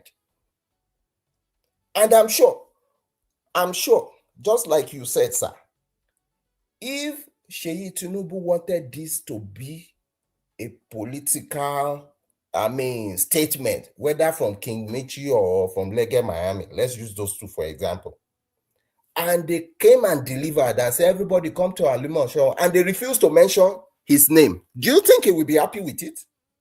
If that was his intention, that in a grassroots, let us begin this movement so that I can be in government maybe in 2027. If they forgot to mention his name, Lege Miami, if King Mitchi forgot to mention the source of our money that is Seyi Tinubu that is doing it, or I'm just doing it through my NGO, do you think he will be happy with it? Let us look at it in a broader way. So that is it. It is a template. Unfortunately, people cannot recognize it, and they are allowing themselves, like Lege Miami, like King Mitchi, they are allowing themselves to be used in this way. And that is what we are saying. Unless we break that structure and people begins to ask questions, okay, they give you tens of thousands of naira, and you go on the street, you are distributing money. People have finished fashion school. They can't buy machinery. Some cannot even graduate. Some need bricklayer material. Some need tiling material, tiling machine to start their business. Some need ordinary generator. Some people need ordinary solar panel. You are giving people fish instead of you to give them boat and net to help them go onto the river and know how to fish by themselves. The woman, I was on this program yesterday. The woman, that lady was dashing money. She needed some people help her to bring down the water on her head that she has trekked, I believe, some miles or some blocks to go and fetch. Now she dropped it. That's the pain. That's the pain. The lady is supposed to realize and say, wait a minute, you are coming with a bucket of water in your head. I'll be a bath of water in your head. Water is not running in your home. Oh, that means this street, there's no water. How many houses are in this block? Okay, what local government? Who's your local government chairman? Let's go. Hello, Seyi Tinubu. You are my friend, though. This is King Mitchi on the line. I met a woman here. She did not, she went several miles to go and fetch water. Now you will start from there. Link up with your father. Who is the local government chairman? Who is the state? And by extension, that woman will not be the only one that you have water in that environment. Other people sojourning houses we benefit from that. And that will not just stop on that day. She's giving one woman money. But if she had done it in a right way, not going through the structure of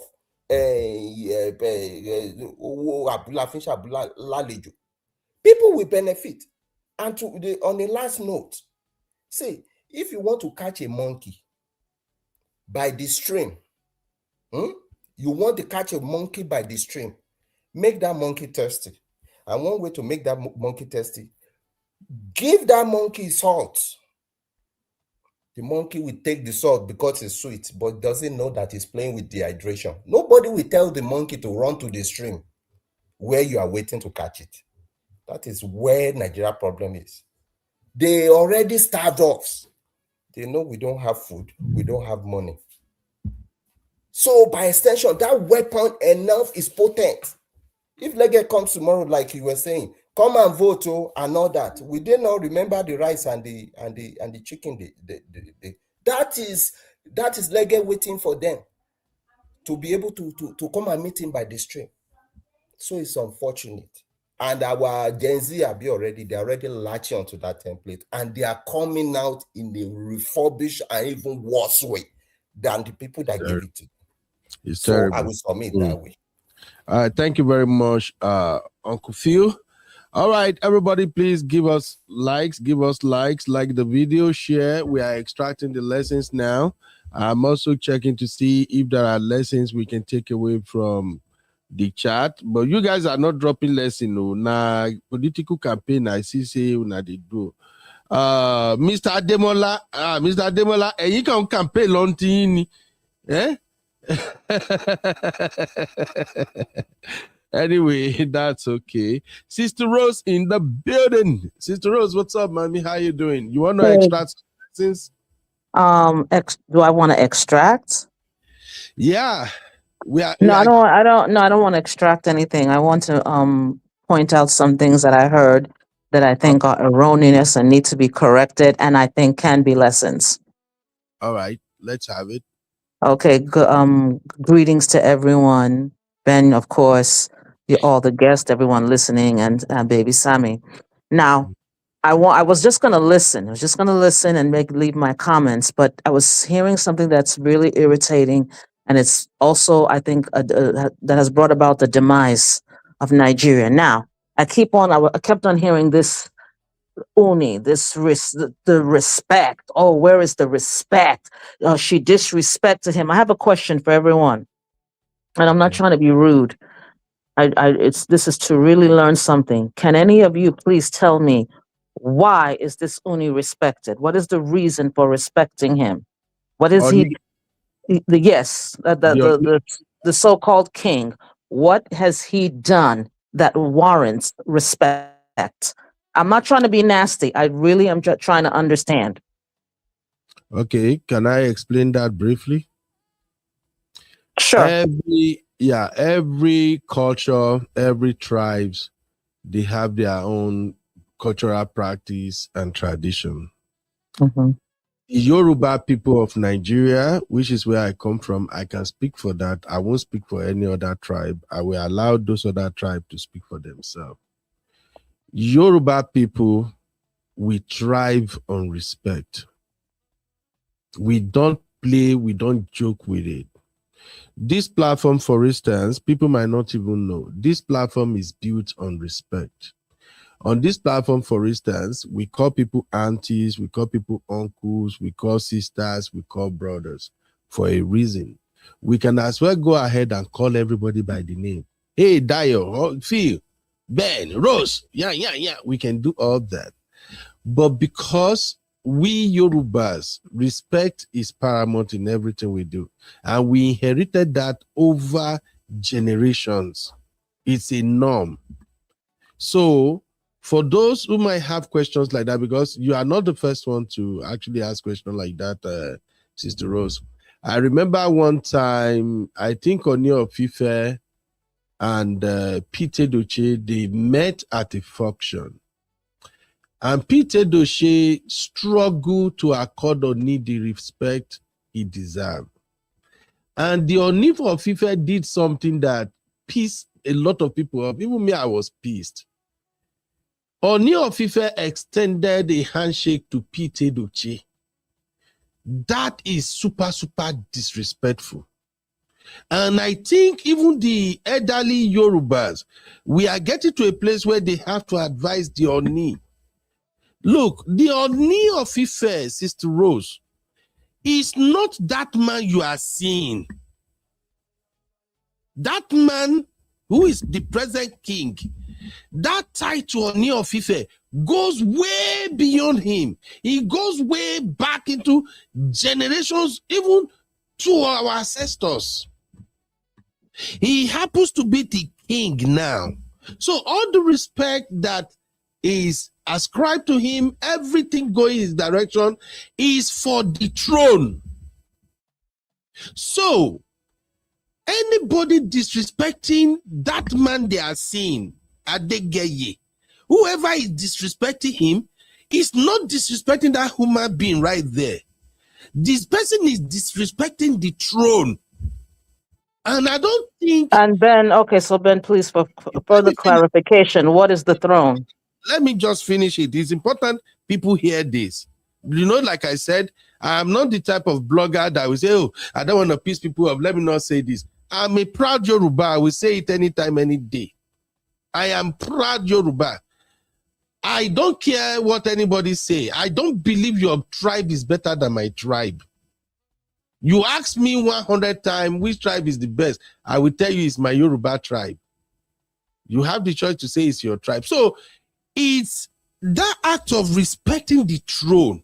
It matters to we Yorubas. So there are certain behavioral expectation that comes with that throne, both from the person occupying the throne and from people who have anything to do with the throne.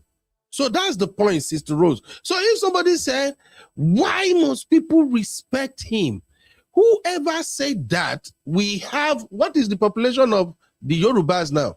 I think our population is about, Uncle Daya, I don't know if you can help me with that, but so far so good, I think our population should be around 40 million or something. That person is calling for the entire 40 million Yorubas to come for them. So that's the point, Sister Rose. Now, I am not from the East, but I know the Igwes have some respect that comes with that throne. So there are certain things that we who are not from Igbo extraction, we can do that we thought is okay. But those who know what it means to be an Igwe and what that Igwe represents to the people. So when they see somebody who is not from there behave in a way that they think is disrespectful to the Igwe, then it becomes an issue. So I hope you understand what I'm saying now, Sister Rose. So it's So not. can I respond?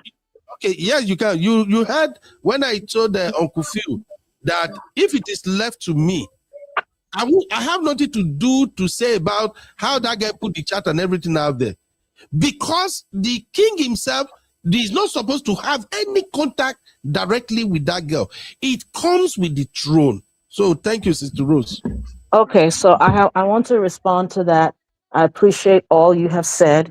I don't, and my response is not a disrespect to what you have said. I appreciate it, but I have to say this. I disagree, and I think Nigerians, for their own interest, should disagree. And let me explain to you why. One of the things you said was respect, behavioral respect. And I do like respect. One of the things that I love about the Yoruba culture is the kneeling. Whenever I would see the way they would kneel in front of prostrate, as you would say, I love that. So I love respect. I believe in respect. When I first came to America, man, I had a culture shock because the way that some of them, like when we were in Nigeria, when the bell rings for period to be over, nobody moves till the teacher moves. When the teacher moves, then you can move. I came here. The bell will ring, teachers talking, people will get up and be walking. I was like, what kind of, this was so distressing to me. Like, this is so disrespectful. You don't move till the teacher moves, but the teacher is still talking, they're moving. So I have a great belief in respect. It's very important to me. It's a deal breaker with me. If you disrespect me, I don't even forgive you, not even if you apologize. That being said, Ben, I disagree with you. You're saying give respect. For what? You're talking about the throne. For what? If you're a king, you're not a king just for the sake of a title. You are a king to lord over people, to create harmony, to do what is necessary for the upkeep of your people. I am not seeing that in what's going on in the state of Nigeria. So we're saying give people respect. And I've heard some things, I'm not going to say anything because I don't want to disrespect anyone, but I've heard some things about what goes on. But we keep saying respect people without any accountability. And why I'm saying that that type of thinking is dangerous is because that is the general attitude of everyone who leads in Nigeria. I was watching something where the students came up to the guy and they were making demands and they weren't even rude. He said, hey, you can't talk to me like that. You cannot talk to me like that. Who are you to talk to me like that? You are supposed to beg me. You are there to serve the public, but they don't see that. And so you bring this type of thinking and say, respect, respect, respect. You keep respecting while they're not helping you. They're helping themselves. They're helping their own pocket. They have to be held accountable. Now, for that girl to say what she said, There was some room. There was some room given. I'm not going to ever say, oh, the president's wife talked to me, because I don't associate with her. And I wouldn't want to associate with her because I find those people despicable. But I don't know them, so I would never say that. So for her to have the audacity to say that, there had to be some kind of connection there. And if you are connecting yourself with her, then you are the one disrespecting yourself. Respect starts with self, and respect has to be earned. And we cannot keep telling people, say respect for the sake of respecting, when the people who are on top care nothing. Being a king is almost equivalent to being a president. So you don't just say, I'm going to give you respect, and then there's nothing to show for it and people are suffering. No, that thinking has to change. If you want to be respected, do the things that make you respect worthy. Uncle Beno, if I may say something. I'm coming, sir. Oh, Sister Rose, I want to give you the opportunity to make it clear, for the sake of people who are watching, that we have two issues here. We are discussing how the young girl was disrespectful to the monarch, to the Yoruba monarch, if really he contacted the girl. And we are also talking about how the monarch himself overreached by contacting her directly, if that happened. That is the context to which we are discussing this respect thing. Now, if we come to Nigeria as a whole, how we naturally respect people because they are in position of power, even though they are not doing what they are doing. I get your message, but I don't want us to mix it together. It's two different different things. There's the office and there's the person in the office. I will explain that later. Let other people talk. What I'm saying now, Sister Rose. Huh? Do you get what I just explained now? Ben, I don't fully get it, but let me say this. I respect what you're saying. I'm not here to let's behave anyhow. No, I'm 100% for keeping our traditions and being respectful. I'm 100% for that. I will never violate that. But what I'm saying, Ben, is that we cannot keep giving people respect if we look around the environment and we look at things and we see that things are not right. Now, if you go to that kingdom, I haven't been there, but I'm just assuming, and I'm making that assumption because of the state of things that are in Nigeria. You are the king. Again, this is assumption. I don't know. I don't live there. You're the king. Your people don't have any water. They don't have any electricity. There's no good road running there. There's no future for your people. But you're the king. Where is the reverence? Are you talking to you're a king? Okay, you have power. You have access to people of power. Did you go to any of these people of power and say, hey, listen, my people, we have no roads. Can you build a road here? Sister Please, can Rose, you just do it? Sister Rose, you just don't get what I'm saying. You are right with what you're saying. I'm just saying, Uncle Beno, can I just say something? Okay, Uncle Daya. Let me just clarify this. I think you are not getting Sister Rose's angle. Sister Rose is saying that respect has to be earned. Sister Rose is of the thought that as a king, you must earn your respect by what you do in that office as a king. Are you getting me? She was saying that it's not about the title or the throne. It's about what impact you have been able to make on the life of your people that you govern. I got what she's saying. However, I want to clarify one thing here. This matter is different, as you and Uncle Phil has rightly pointed out. Number one, we are not talking about the office or the person that is in the office. We are talking about a citizen, allegedly or assumingly disrespecting a monarch. But in this case now, let me quickly say something about Nigerian situation as per kings, emirs, obis, and whatsoever. In the olden days, the king has the sovereign power to kill and to usurp without anybody challenging them. If we are in that monarchical era, whereby the king is the supreme being, we will not have this so-called conversation. Nobody can even try it. But ever since we have government in place, they have relegated the position of every king, even the Sultan of Sokoto or whatever is there, the Emir of Sokoto and all, they are all under the state governor. The king have been put to be under the state governors, and they are only to relate with their people as per the government's mercies, as per the government allowances given to them. So their power has been relegated. You have to understand that, number one. When you're talking about him being the leader of people that he should be able to do something, he does not have that power, except the state governor gives him that power or give him that leeway. Or what it does is that he will just be channeling the demands of the people to the governor and to the government at large, which he has been doing. Because of all the Onis, this is one of the most vocal Onis that we've had. He's been speaking. So when you're coming from that angle, I can see where you're coming from. So in that area, he's doing his job. He's doing his job.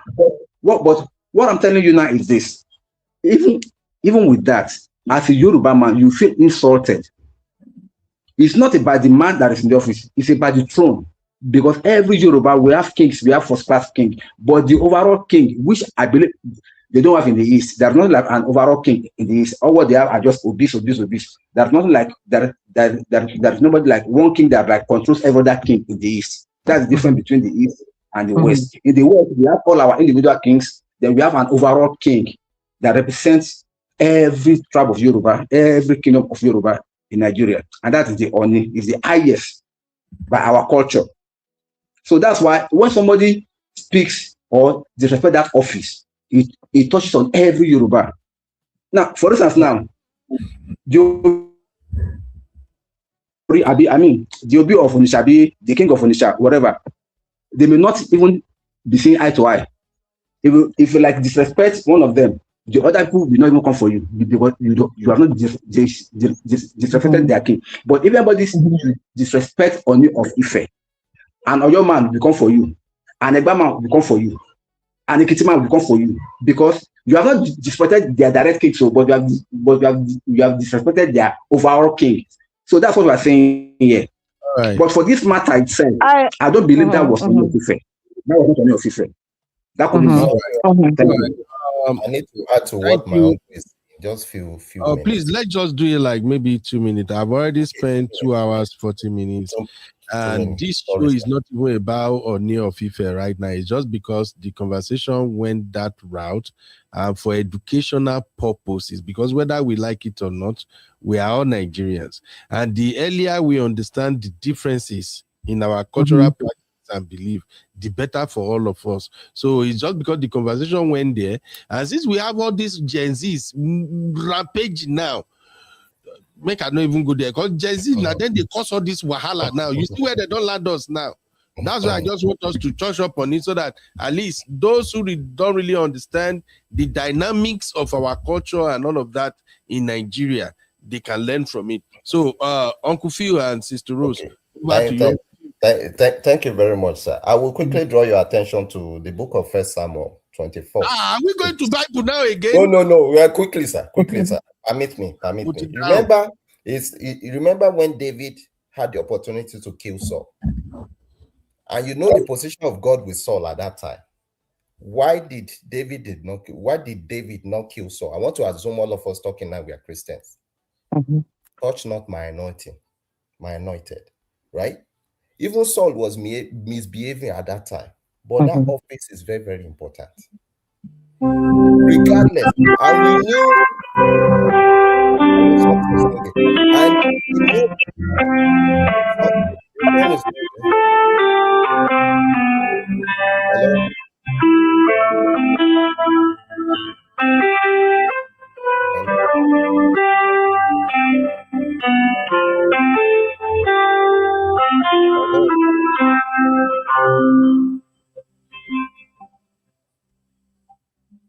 Hello?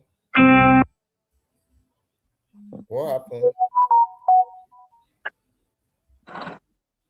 That's weird. Hello? Can you hear me? Can anybody hear me? I can hear you, but I don't know. Sure. So, as I was saying very quickly, David had the opportunity to disrespect Saul at that point in time. But he did. Not because he did not know what to do to him. But that office carries weight. It carries power. And that's why I mentioned that you may not like that individual that is there. That's Mhm. why you should be very careful who you put in authority, because when they enter that office, you have to accord that person that is in that office the authority that comes with the office. You may not like the face. I agree with you. But I mean, it is just the way it is, just like my uncle explained. That is how it is in culture. And the best way for us to move even forward as a country, you can begin to see the differences in all of us now, is to understand how it works in different regions. The North should know how it works in the South. The South should know how it works in the East, so that someone will not just come and be doing anyhow. You understand? The people you want to work together with as one, they will be the first to turn against you because you don't even know culturally what this means in their land, right? So, and that's why I'm saying, if this Gen Z lady knows the authority that comes with that office, she will not openly be sharing what is allegedly, we are not there, what is private between them. Mhm. And just like my uncle said, if it were to be in the olden days, this lady tried this kind of things, they will call for her because of the power and the potency of the king. That is still there. Thank you, Uncle Phil. I just have to move on. Mr. Rose, you want to reply briefly? No, I just wanted to say that I Hello, Sister appreciate and Rose. respect. Hello, you can't hear me? Hello? Yeah, I can hear you now. Can you hear now? We can Yeah, hear you now. I think I kind of get your line of thinking. I'm starting to understand, and I appreciate and I respect what you have to say. And I'm not condoning the girl at all. Um, but what I have to say, it's really a topic for another day. But I think I'm getting what you're saying. But the only problem I have with that is that you said something.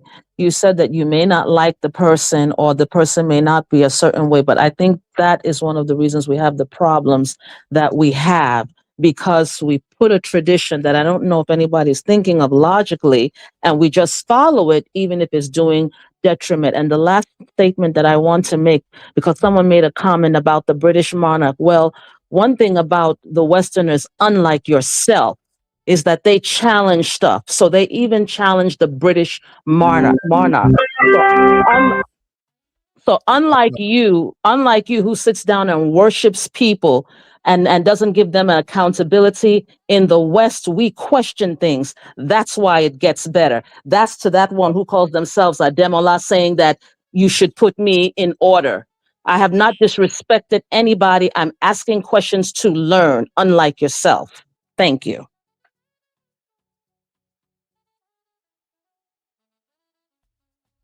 All right, we have a caller. I will put you on right now. Hello, where are you calling from? Yeah, hello. My name is OJ. Okay, OJ. Where are you calling from, Mr. OJ? I'm calling from the United Kingdom. Oh, you're welcome. That's a good one. You want to contribute to what we got going on here? Yeah, I just joined your live. I was just scrolling and I just joined your live. I just joined your live and I heard the lady asking questions, and I heard and I'm telling us about what all lot of it. Okay, now, sorry, I'm going to be saying this. Let me start from hold on, sir. Let me just say this. Over here, we welcome everybody, but we try as much as possible to be respectful with our contributions. So I'm going to be okay. Go ahead. Yeah, I'm going to be very respectful. Yeah. So I was born and bred in Nigeria, and like I said, when I go abroad, I realized that there were some cultures, or let me just put it this way: our culture is different, and over here, what they do here is far different. So some of our cultures in Nigeria affected us here in the United Kingdom. Some of us, not everyone. Now, let me talk about this issue of Mitchi and the Oni. First and first, for me, I never believed that that conversation was from Oni of Ife, allegedly. So they say until proof otherwise, because anybody can just save any name as they are content creators for crying out loud. And content is my job. Content creators, they can create anything. This is not even AI. I can ask Mr. A to call me and form all these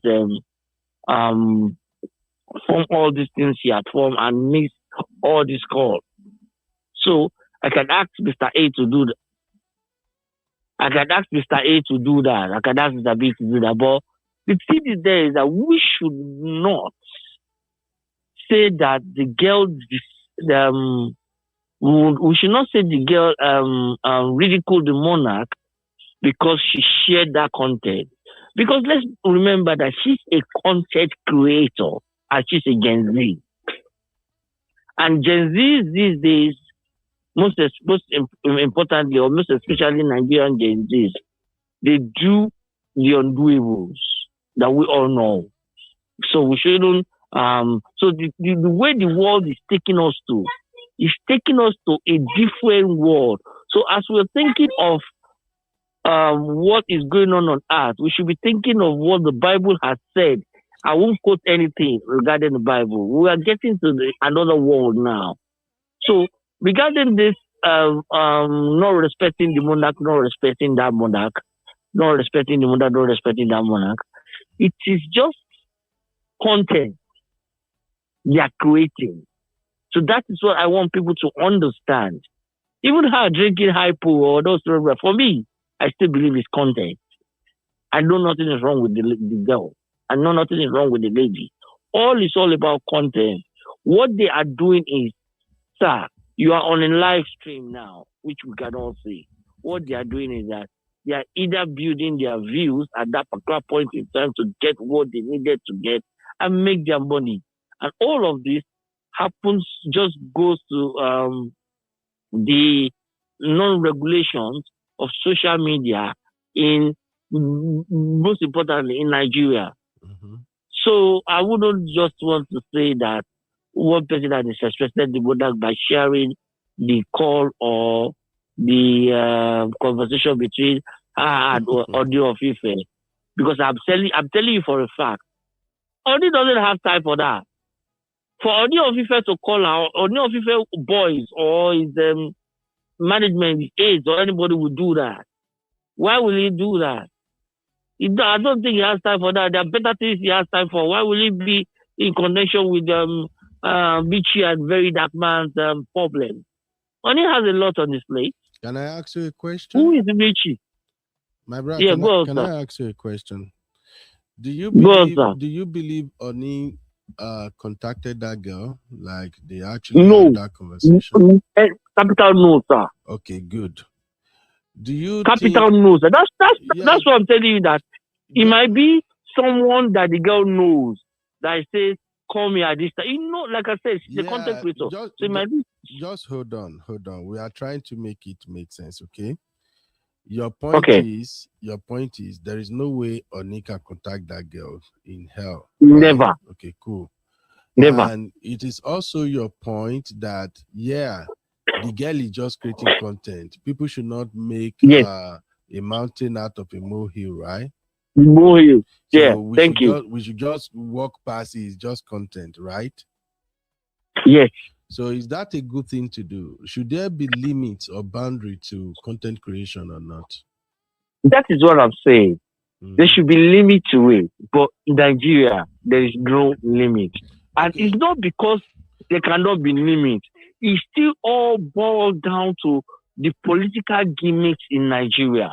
Because let me tell you, you see that girl coming out in the very hot end, all she's doing is still a political tool to me.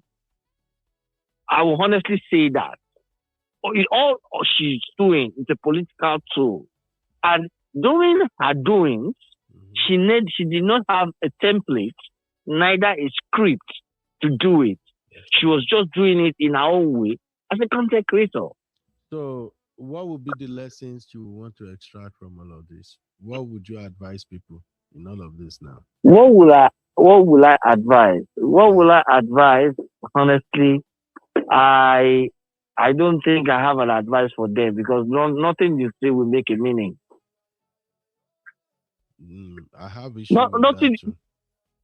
nothing you say will make a meaning because see, sir, when you see people, when there's a problem on the social media, people say different things.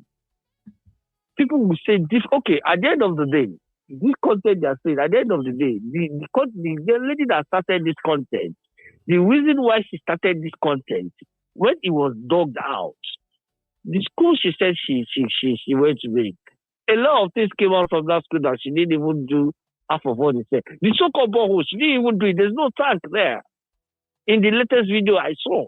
So what I'm trying to say here is this, sir.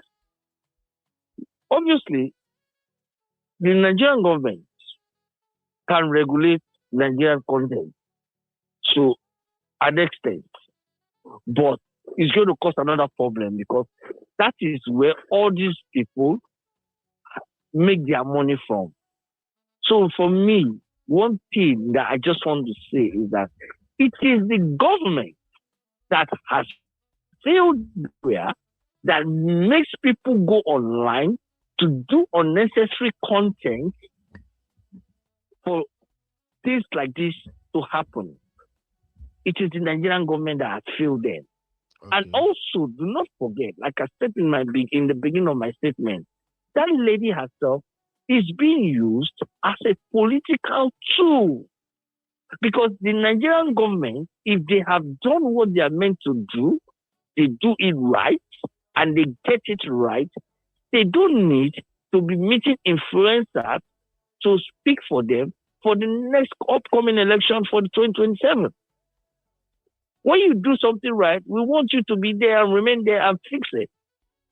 Look at what is happening in Nigeria regarding the killings. The killings alone speaks for himself. This same president that is there now chased out Goodluck Jonathan for this same reason.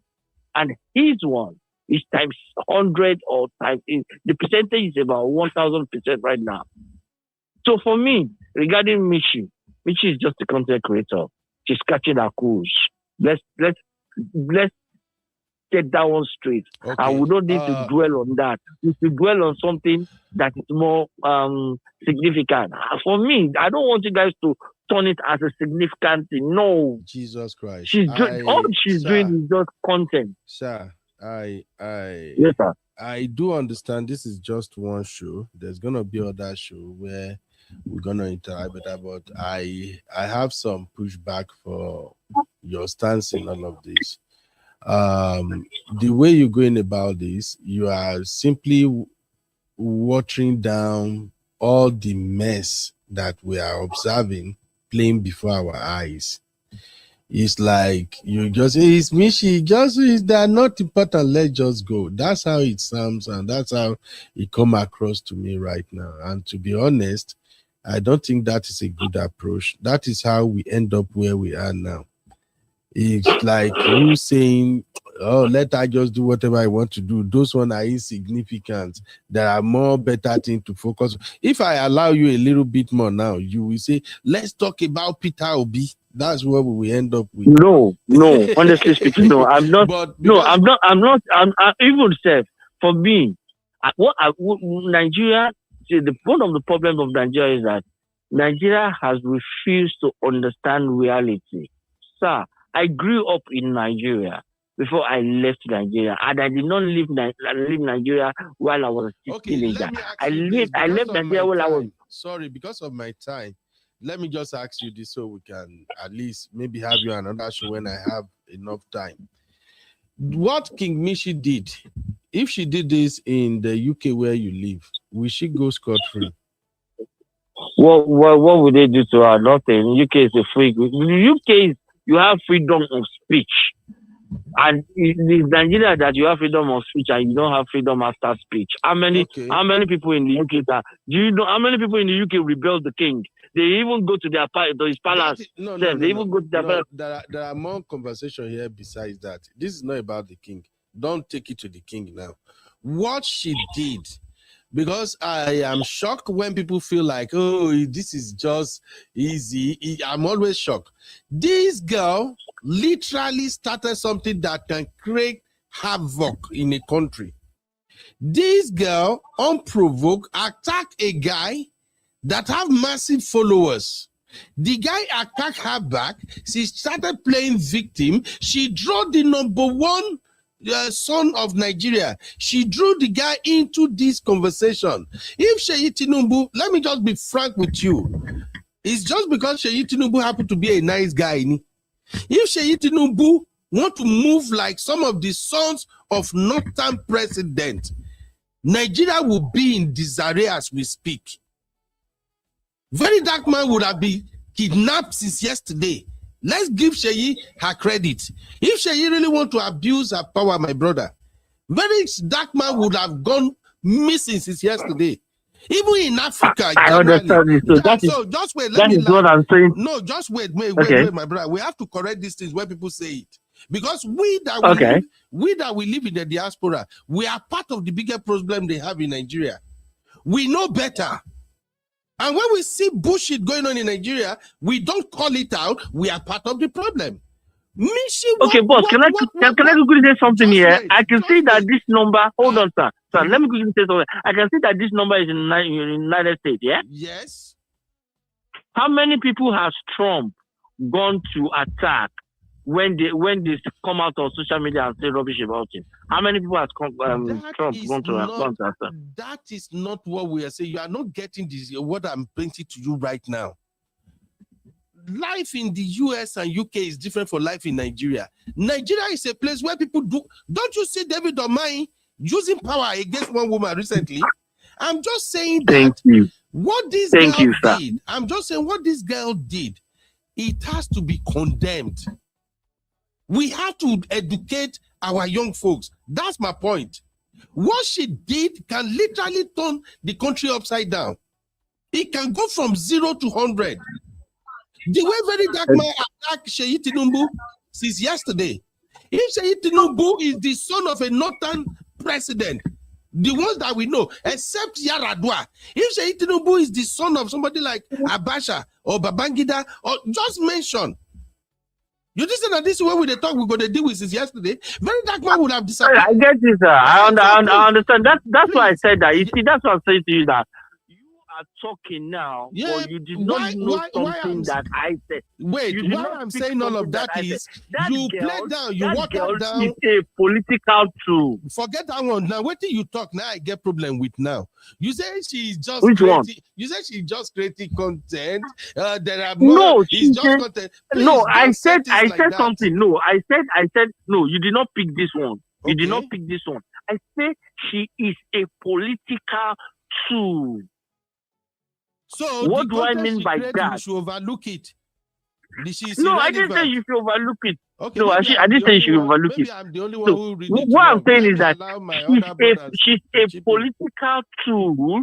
She's a political tool, but she played the content in a wrong form. What she wanted to do was just to say the APC is doing good. Okay, period. Honestly speaking. Now, should we Nigerians address it or we should not address it? Does this thing she did, does it warrant our time or it doesn't warrant our time? Maybe I can say something. Well, it warrants it, but what I'm just trying to say is that Oni of Ife did not contact her. That is my own endpoint. That all those she did is a content. Oni of Ife did not. And that is a dangerous content. In case you don't know now. Uncle Benno, I can say something. Has led to so many things. I see people already, some people are already having argument in the chat now. You see how we have to, the show I wanted to do today now, it's all about, let's see the lesson we can extract from Seyi Tinubu, VeryDarkMan, what this guy did. But you see how we are talking about Oni of Ife now. So that is to show you that what she did was stupid and dumb. And it has to be addressed. But thank you for obviously call, what she did was stupid and dumb. But do you realize that the truth of the matter in that country is that I don't know where we're going to start from. I don't know where we're going to start from. Number one, in Nigeria, every wrong is right. It was not like that while I was there. Number two, in Nigeria, most of them are chairman of nonsense. And that is just the truth of the matter. So how to address it or how to dig it, I don't know, because they don't even listen to us in diaspora when we try to educate them. Okay, thank you very much. Let me bring my brother. If I can say something, please. Uncle Daya, again, release one daily address briefly because of my time. Okay, sir. Okay, sir. Back and forth. Bros, thank you very much. Please always call back. Don't take it personal. I get your point. No, personal care. You didn't do anything wrong at all. We are just trying to educate each other here. I will continue with your life. Let me cut off the phone here. Thank you. In it. All right, no okay. shit. In it. Oh yeah, in it, bro. In it, bro. Yeah, God bless you. God bless you. God bless you. In it, bro. Bye, bro. Thank you very much. Okay, Uncle Daya, over to you, sir. Thank you very much, Uncle Benu. The thing is this, okay? You made a salient point by saying that sometimes the people in the diaspora had some problem even back home to us that are here, which is quite true. Let me quickly say something. I wanted to say something to my brother that called, and that was this issue that we're talking about. Is it possible for anybody in the West, either in the US or in the UK, to come out on social media with loads of cash, raw cash, carrying it on our hands, displaying it on our hands, and going about distributing it without the FIRS in those countries coming for that person? Of course, it's not possible. It's not possible in UK, it's not possible in the US, but it's possible in Nigeria. No accountability. That's number one. Number two, is it possible for somebody claiming to be doing an NGO, being sponsored by somebody else, allegedly that she claims to be our sponsors, who happens to be the first son of the country, to be using public funds, to be giving it to individuals to be doing all what they're doing? Of course, it's not possible in the West, and neither is it possible in the UK, but it is happening in Nigeria, and nobody's talking about it. Do you know that nobody has even asked for accountability as per whether what that guy did on social media was right or wrong? Nobody's talking about that. How could you carry millions of naira cash on your hands and you're dancing with it? Seyi Tinubu gave you this, Seyi Tinubu gave you that. Nobody calls her out. Nobody. But Daya, how is that the diaspora's fault? I don't understand that part. No, I'm not saying that. No, that's not what I'm going, please. Try to get me. I'm just pointing out things that is not possible over there and it's happening in Nigeria and nobody's taking accountability and nobody's being called out for it. That's number one. Number two is that when we're talking about Nigeria is a people of peculiar interest, as Uncle Beno said. We have our issues, and having our issues cut across so many facets of life. One is this one that I'm talking about. Anybody can just come out with some money without any source of income, and nobody will call him or her out. Nobody will even ask. Even the department that are supposed to be doing their work, they not even query. How come you got this money? In Nigeria today, we have teenagers, 20s, Gen Zs, riding S-class, high value. I'm not saying they're not making their money. They're making it right, but most of them, if they are questioned as per the source of their money, you realize that many of them are not having legitimate money. But nobody's saying anything about it. So far they make money, they are there, they are doing their influencing. Even the same thing goes to our politicians. We know their salary, but look at what our politicians are doing. Where are they getting the money from? Nobody's asking questions. And we keep talking. Now, we are talking about respect now. Some people are feeling bad. When it borders on our culture and on our tradition, I know we have so many things bad in this country, but we should not close our hands out, close our mouth and say, okay, because everything is going bad, we should not talk we should not try to correct some things that we can at least talk about. Like this issue now, it's supposed to be talked about. That's what we have been doing so far. And I like what Uncle Phil and everybody has been saying over this matter. Even though I don't believe that was only on the issue, but the thing is that we should not get to that level whereby custom and tradition are no longer respected, because the way we are flowing now is like, because nothing is working in Nigeria, so every other thing should be rubbished. No. If you rubbish our tradition and our culture, then we become a people of no class at all. Even West that you are there, in America, in Europe, they have their culture and they don't go rubbishing their culture. We have other nations all over the world. The Chinese, the Indians, the Pakistanis, all of them, no matter what they do, they still respect their culture. It's only Nigeria that I see that we are always quick to rubbish our culture and to embrace a culture that we don't even know. That they not never see us as an equal. We are busy embracing them as if they are the one that knows better. But we know, yes, every culture have their own bad side. We to have our own bad side, but we can always do better by trying to make the best of our own bad side and even correcting them if you can, not rubbish it altogether.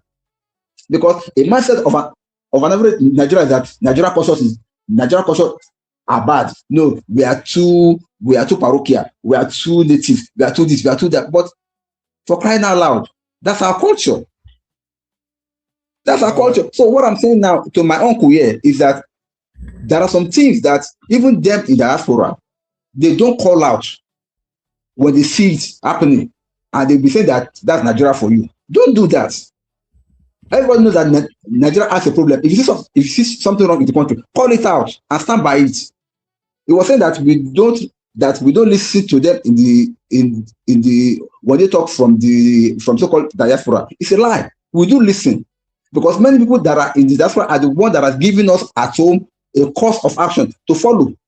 I remember Okubeno was here shouting on live that until Nigeria begins to hold their government accountable, we are not going anywhere. Isn't that it's there in the US, but it's giving us advice, and the youth here are already doing that. Now they're calling their governors out. Now they're calling their local government out.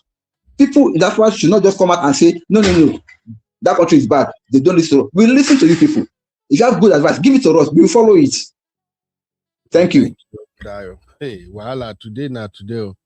I have to round up now. I've done more than I even expected. It's just that even though it seems like this matter na cruise, it goes deeper than that, and you can see the way it reflects in our conversation here.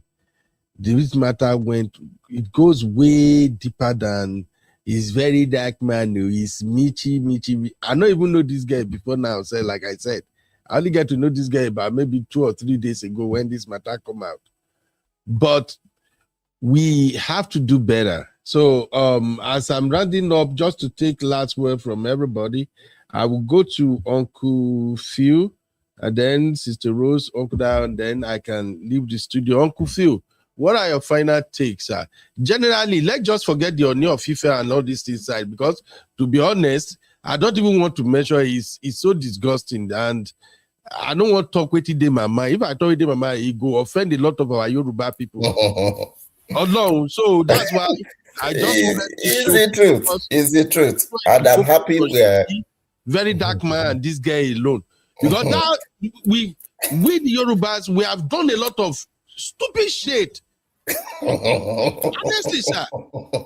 The Yoruba that I know growing up is no longer the Yoruba we have now. Yes. I don't wish that Shensi to platforms where I see Yorubas. Let's see what Tinubu is doing. True. Then we don't call out where he's lacking just because we are Yorubas. But this is internet. I don't even want to go there. Let's just focus on what this show is all about. We can just keep it moving, sir. Over to you, Uncle Phil. Yeah, true. If the foundation be destroyed, what can the righteous do? And it's good that we're having this conversation. It is very, very uncomfortable, but it's the truth. See, all these things that we are now discussing now, VeryDarkMan, this lady, Seyi Tinubu, and all that, it all goes back to that root. And that is where the energy is coming from. And do you think we just find ourselves digressing that way? It is not. It is the truth. Because if all these actors who are involved now, if they know what this is, look at how you are lamenting. Even me, I'm lamenting inside of me. If we know what it is from the roots, we will not be having all these conversations. All these conversations are like throwing stone at a tree when the root is deep in the ground, right? So whether we like it or not, we have to continue to have this difficult conversation. We have to continue to educate ourselves. This lady shouldn't have done what she did. It's pure and simple as that. Well, VeryDarkMan has just like anybody, you can choose to ignore her or you can choose to respond. But unfortunately, all these basketballs now, they have monetized it. So it is also another means. They are even creating a full-blown content out of it. This is VeryDarkMan. You see? Oh, he already created content of his own burial. You see? Making That more is where money from yeah, you see? So yeah, that is VeryDarkMan burial you are watching it right all now. boils down to everything we are saying. But let us not forget, sir, our culture is more than any loss. You will see a 14-year-old will take gun to the school and go and shoot out a school. And you are under a parent. What be a Danny? That is how our culture will handle it. You dare not. The culture of is it Gen Z you call them? Mommy high, daddy high. The report card of my children from school will never leave out one thing. Your children are very respectful. That word alone tells me I'm not missing it, because I raised them by the culture and tradition of where I came from. They will never miss it. Laws can change. Anybody can come now and change the law. But culture and tradition, we always, you may not like that office, that person, no, but you are going to reference that office. That is the way it is. It's as simple as that. So, but what I'm saying is, Diaspora, Nigeria, we can bridge the best of both. Amalgamate it and make things better going forward. But say we no go have this difficult conversation. Now, lie, that woman, she breached, and in fact, she's supposed to sign an NDA. Because you have access to someone doesn't mean that you should now use that access to, in fact, they are supposed to charge you. You are using that access to make money. You are using your access. It is not, it's not a right, it's a privilege. You are using that. It's just because we are not looking at it the way we should look at it, or we are just allowing the sleeping dog to lie, right? It is wrong. Oh, wrong on every level. Oh, wrong on every level. Oh, VDM, yes, you can be exchanging punch. But between you and that one, but Mr. Phil, I don't see you hold the people who are supposed to be held accountable. I don't see you hold them accountable. And the other side is this: if you are in an office and you know the weight that office carry, that's my second part. You should not, you don't want water to splash on your body. Don't go and be walking beside the river where people are jumping up and down. Water will splash on you, and you will not complain. You cannot complain. Just like Seyi Tinubu is complaining now. You cannot complain because you are carrying yourself into an area where you shouldn't find yourself. You understand? So the respect is on both ends. You that carry that office and you know the importance of that office, you should guard that office even by the way the people you mingle with, the people you allow access to. Just like my uncle say, if by force, by tulasi, have proxy people who does all that work on your behalf, but not to have a direct access to you. Same thing as Seyi Tinubu. Just imagine the first son, and someone on content say, what the or my first son, it was in here now.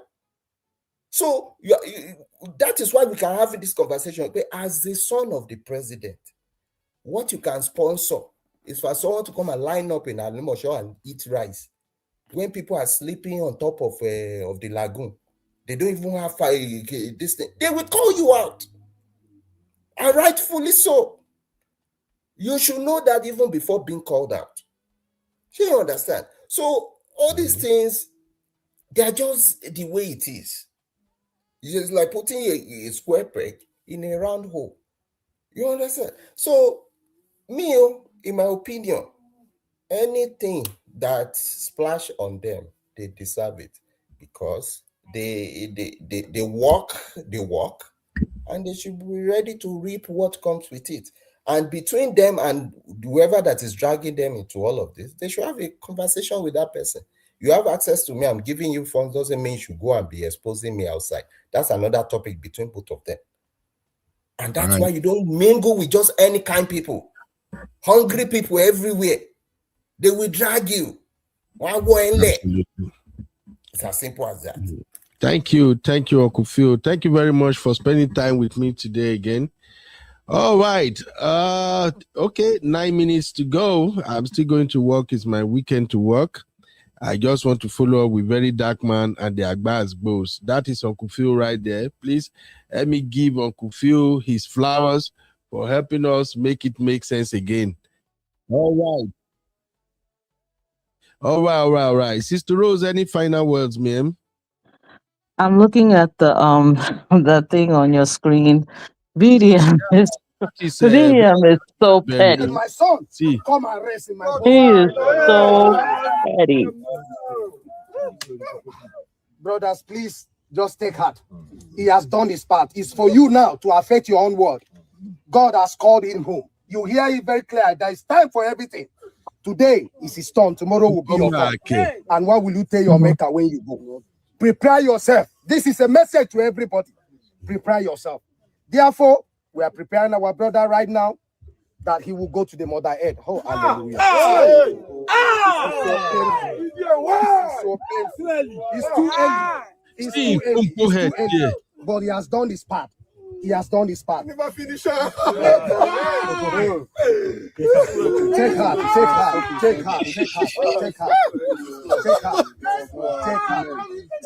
heart.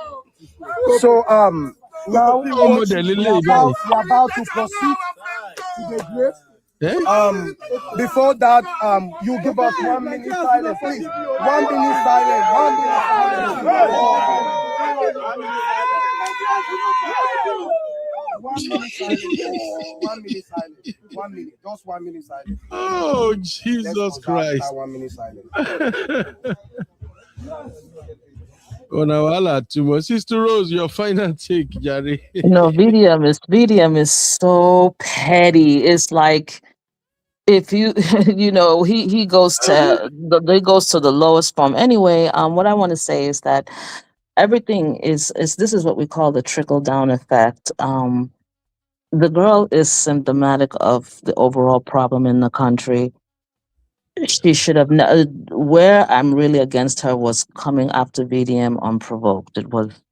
She made the wrong move. She was not accountable. She didn't fulfill her part of the bargain. As far as Shay is concerned, you said it yesterday when I was listening to you yesterday. The massive amount of money. Why was it given to her? Why was it given to her? I'm not saying that one shouldn't contribute to her NGO if it's legit. There's no problem with that. But wouldn't that amass of money been better to give to someone and allocate it for things that can really, really affect change? So look at who you picked, look at who you chose, and now see what's happening. See how you're dealing with reckless people. You're not calculating, you're not discriminating in how you do things, and look at what happened. So if he was dealing with more responsible people who have decorum, who would actually look at the school. I mean, how difficult is it to, put the ceiling, put the roof, paint? None of that was done. All irresponsibility. You didn't think of who you were giving this money to? It's just everything is done very haphazardly. So, and then one of your callers gave some really good advice, but I don't think he's going to follow it. She was saying that he could humble himself, follow VDM, because VDM has the following. Align with him, and do what, follow in the footsteps so that you can get the lead. But you see, that doesn't matter in Nigeria. Good works don't seem to matter. It's just who has the money and who has the power. And Pedaya, when you were saying give advice, I think the reason why people don't give as much advice as much as they used to is because they feel people are not listening. It's like business as usual. Nothing is being done. So the only lesson that I can say is, don't bother people who aren't bothering you. Don't bother VDM. I wouldn't bother VDM even if I was right. I know those type of people. They know how to make things work in their favor and everyone will be against you. Just keep moving on. And then I don't really want to give so much advice because I don't think people really listen to it or it really is followed. But what would have been nice for Seyi to do is don't give people rice. They don't need rice. What's that old saying? Don't give me a fish. Show me how to fish. They don't need rice. They need things like maybe a borehole, some water, for the very, very basic, or like you said, a scholarship, something that would get him more respect and be discriminating in who he associates with. And like you said, proxies, if he wants to help her, go through someone else so that he doesn't go through this problem, and find people who genuinely want to help so that it will reflect on him and people will like him. I don't like him, but let me tell you something. If I see him doing great stuff, I will, that's why we like VDM. I would give him the same credit and then he'll get the vote he wants. That's all I can say. Thank you, Sister Rose. Thank you for spending time with me. God bless you so much. Uncle Dio, your final thoughts, sir. Thank you very much, Uncle Benu. I'm here, sir. Thank you very much, Uncle Benu. I listened to everybody's contribution, and I want to say a big shout out to everybody. Thank you for your wonderful contribution. All of you brought in 100%, and I'm really happy that we're having this conversation. Uncle Phil, Sister Rose, our callers, Sister Tracy, and our other gentleman from the UK, and every other person that has contributed on the platform, Mr. Adedamola, all of us, we are like passionate for the same thing. God bless you all. I really appreciate that. Once in my own closing argument or in my own closing remarks, I'm going to say this. First off, we all know. Yes, sorry, sir. Before you round up, let me play this video for you. Where I'm safe. I pray make I see him. I just want to show you. I don't see the video again. I blame Abby. Okay, I see him. Is it the one? This one no get volume. May I find the second one? Go ahead, Uncle Dio. Make I find the second one. Okay, in my closing remark, I just want us to know that everybody knows Nigeria's problems. Even people in the diaspora, even the Gen Zs, even the millennials, even the Generation X and our so-called baby boomers and all. Our problem is not knowing what our problem is. Our challenge is that finding solution to these problems. And unfortunately, we have been blessed with politicians that are rather playing around the root cause of the problem. Okay. Let's see the video, please. Oh, okay. Now one funny video where I just go carry. You they see I'm there? It's not showing yet, but I was hearing the noise. Oh, okay. This is it. This no they come and say what happened? I don't know. Did I Rattles?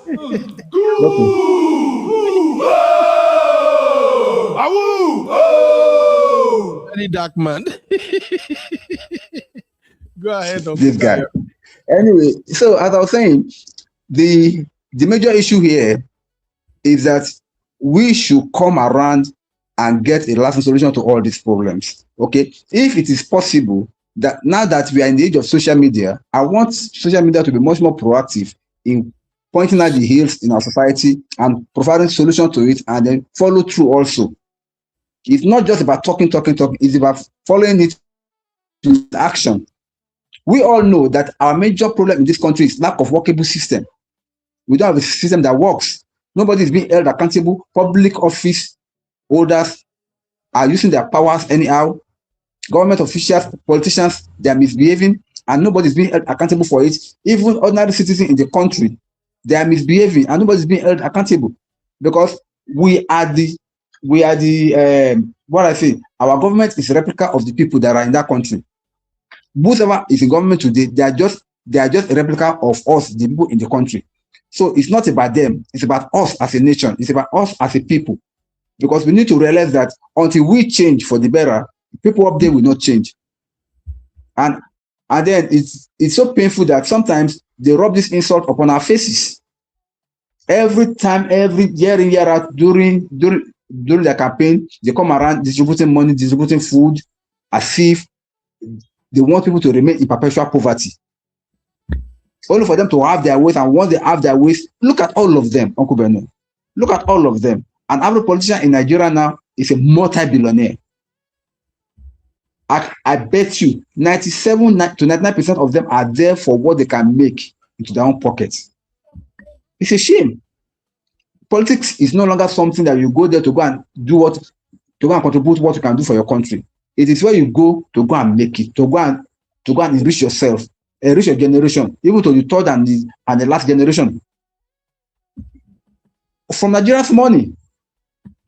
And we have people that are suffering day in, day out. As I'm talking to you now, it is 1 minute after 7 o'clock in Nigeria now. Some people have not eaten since morning up till now. In this same country, when we have resources and we have means. Now, so last time we talked about somebody dying of a snake bite. And somebody was like, how come in Nigeria of 2026 somebody is still dying of snake bite? Where are the health facilities?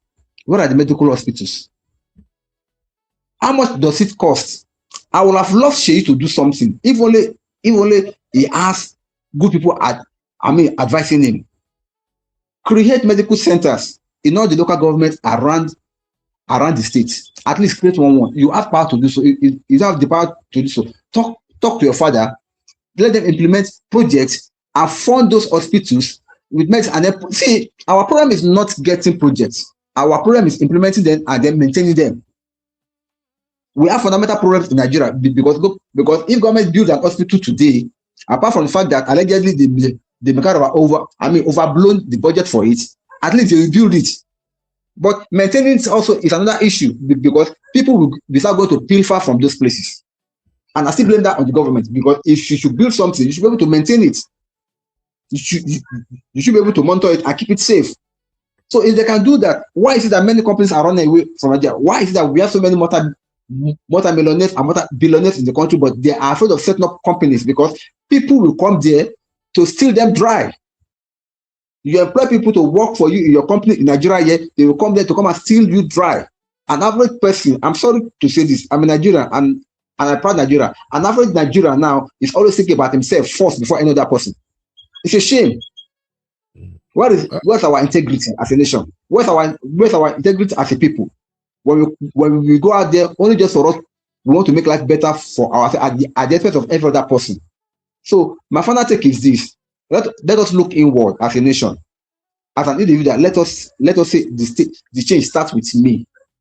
Yes, people are moving mad over there, but let that change start with you, and encourage, and then call out bullshit, call out BS anywhere you see it, and make sure that you contribute positively to your country. And God bless all of us. Thank you. Uncle Dayo, the thing is this: to correct a lot of these anomalies in Nigeria is easy. The problem is illiteracy and lack of integrity, or how do I put it now, on the part of the masses is part of the bigger problem that we have. Our people don't know how to say no when they see insult. For instance, if politicians, maybe you see like go they share plate of rice for Ramadan, plate of package jollof rice, and he makes so much noise about it that it be like saying I want everything. What does it take people to not turn out for that event? If you understand, I understand your point. No, we don't want your rice. I'm not coming for this rice. Uncle Beno, let me tell you this, sir. Message to them. Let me tell you this, sir. I quite agree with what you say, but I just made an instance now. Somebody that has not eaten from morning till night. As I'm talking to you now, some people have not eaten since morning. Now, somebody like Lega is calling them and say, come and take rice. Won't they take? I'm not saying what they're doing is right. Don't get me wrong. I'm not supporting that. Without food. No. We need to don't speak about it like that, Uncle Dayo. That is excuse that we don't need. Excuse you one here. If now somebody like me, Emma Binu, what I will tell them is, make I don't talk, I make them not talk, say, Ben, you don't take this thing again. There are some things you say no to.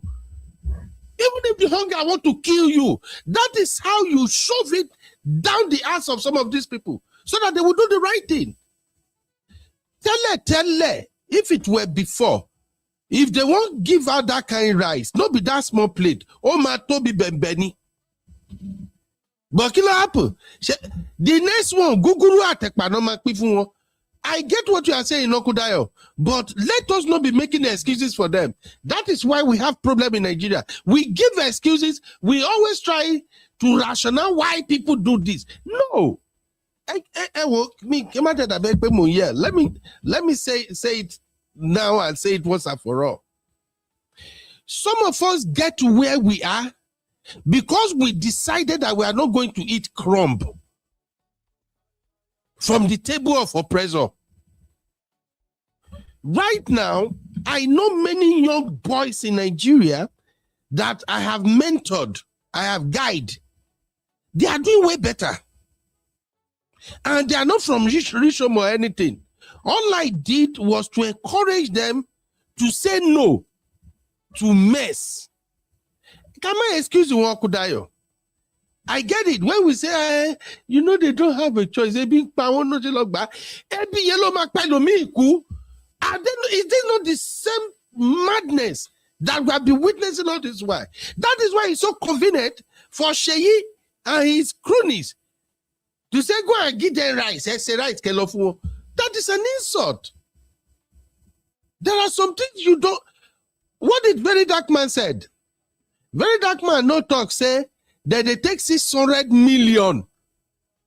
That they beg down with 600 million. That is value. Why are they begging VeryDarkMan with 600 million? Is it not because from the get-go, now VeryDarkMan not talk say, I don't want to have anything to do with you people.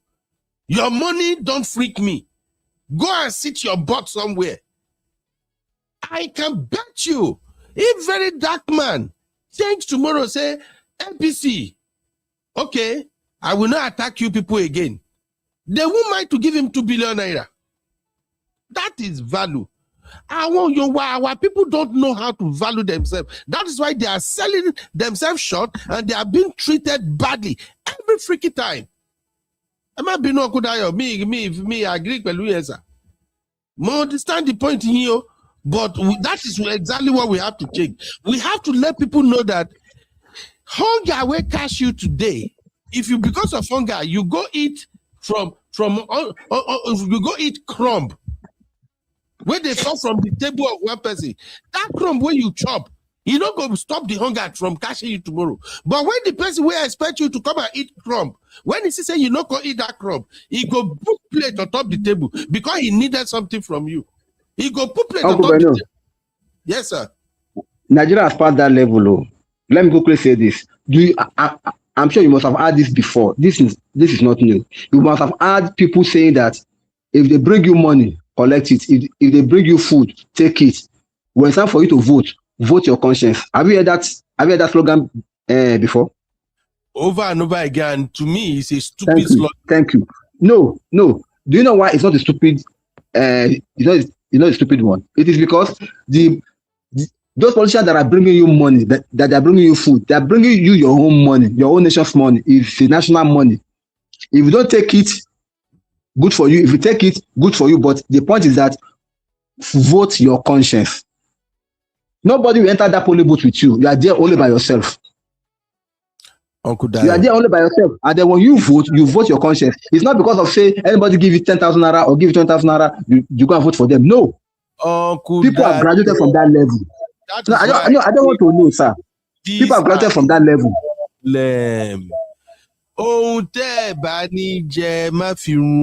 These are the problem. That thing doesn't work like that.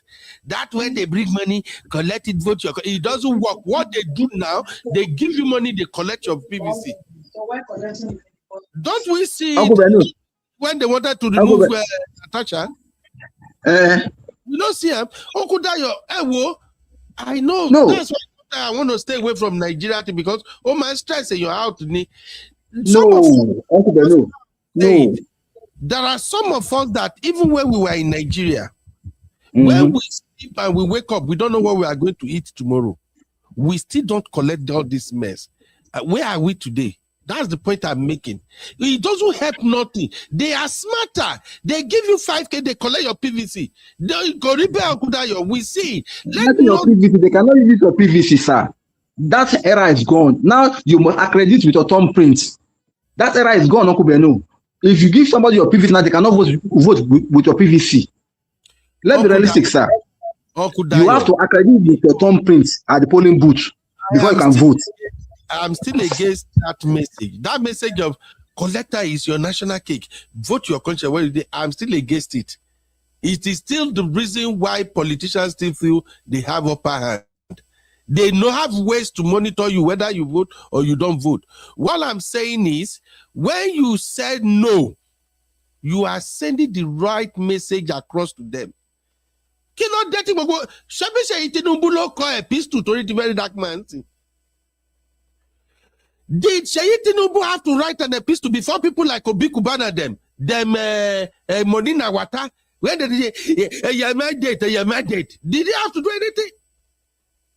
VeryDarkMan right now has more integrity than Obi Kubana. Put all of them together. I'm sorry to say, politically, when it comes to Nigeria, VeryDarkMan has more integrity than Obi Kubana and all of them. All those people that are doing, what did they call them? City boys or city jazz.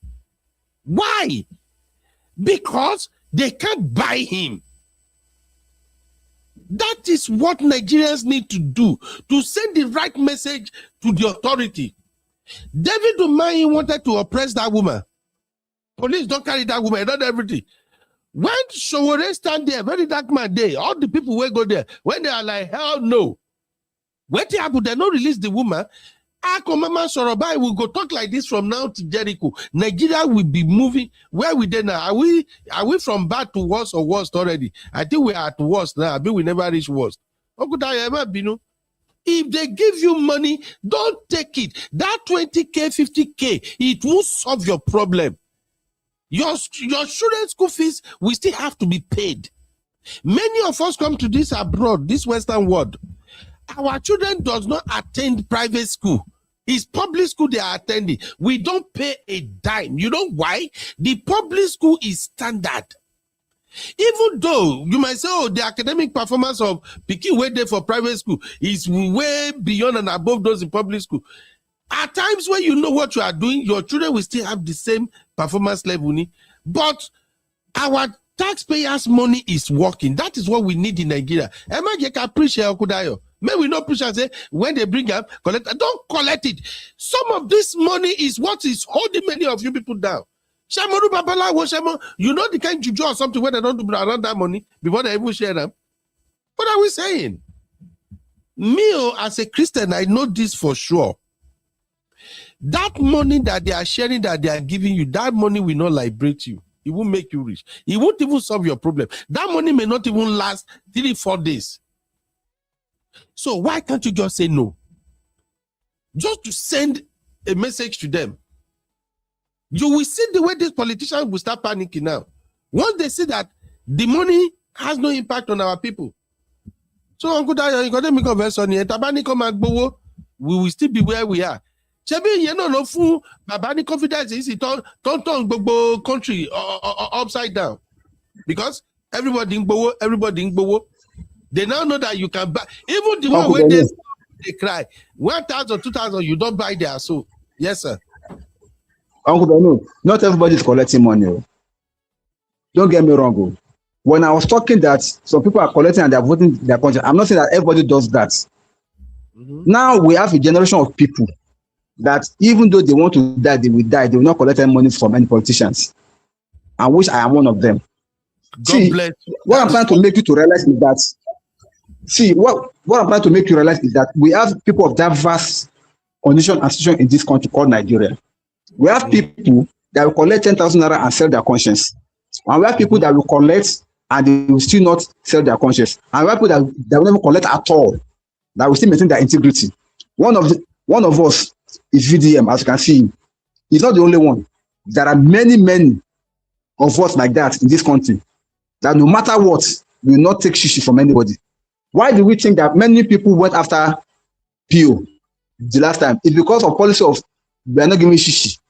Because nobody wants to be corrupted. They want to send a signal to the so-called political class that you cannot bribe us with our own money. We don't want you, we don't want you. That's a lesson on its own. But what I'm trying to say is that everybody cannot be put in the same basket. Okay. The people that will not collect at all, and the people that will collect and still follow their conscience, both of us, by the time we match together, we are more than the people that will collect and sell their conscience. That's where we are in this country. However, what this present government is doing allegedly is that they are trying to find a way of circumventing the electoral process, allegedly. That was why you saw the youth rising up against the idea of when they say they will not do direct uploading of the results from the polling booth. Everybody came out and spoke against it because they know that gives room for manipulation. But now we are still there, we are still watching. Nigeria has woken up. The last time we almost got it, but somehow it fell apart at the last minute. But this time around, we're much more guided. All that I'm saying is that let Nigerians stop talking and start acting. Let Nigerians stop talking and start acting. Like in my local government, for instance now, every month, my local government chairman publish what he's doing with the money. People are eager to ask him for it. He gives account every month. The money that has been given, this is what has been given. They are not calling them, they are not making them to become accountable for it. We can see project that is saying, just go to his website. He has a website. Whatever he's doing, he put it there. So we are not in that era of they can just get away with everything. Of course, it's not all over yet, but at least it's starting from somewhere. So what I'm trying to make you to realize that Nigeria too, we are tired of all these issues, and we're not keeping quiet. What we're seeing on social media is just an arm of it. Many more is still coming, and many more is still building up. So just wait for it. You will see it. Okay, thank you, sir. I pray so. That we just feel pity and sorry for Nigerians in Nigeria, and even we that we live in the diaspora too.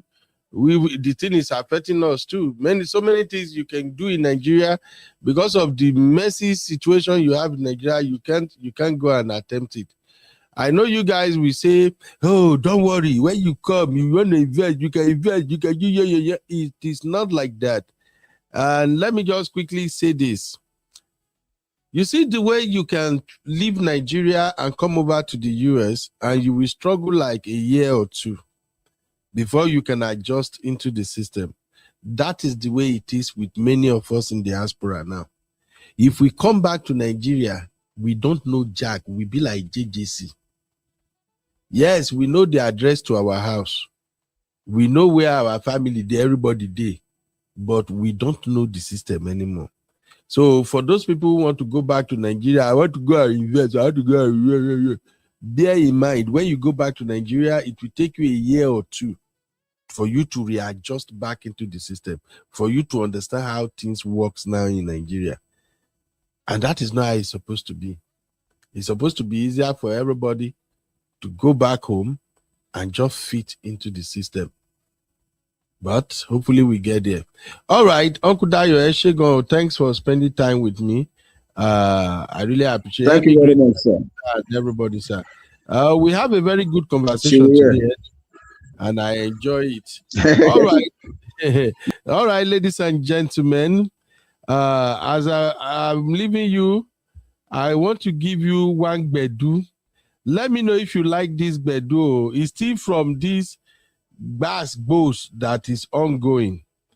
I saw it last night. I shared it at the backstage, but I'm like, I don't tire for Niger people. Listen to this, Bedu. Just listen to this. Come back down and suck a lollipop, lollipop, lollipop. You say I a soft person lollipop. Me as a girl. What's wrong there?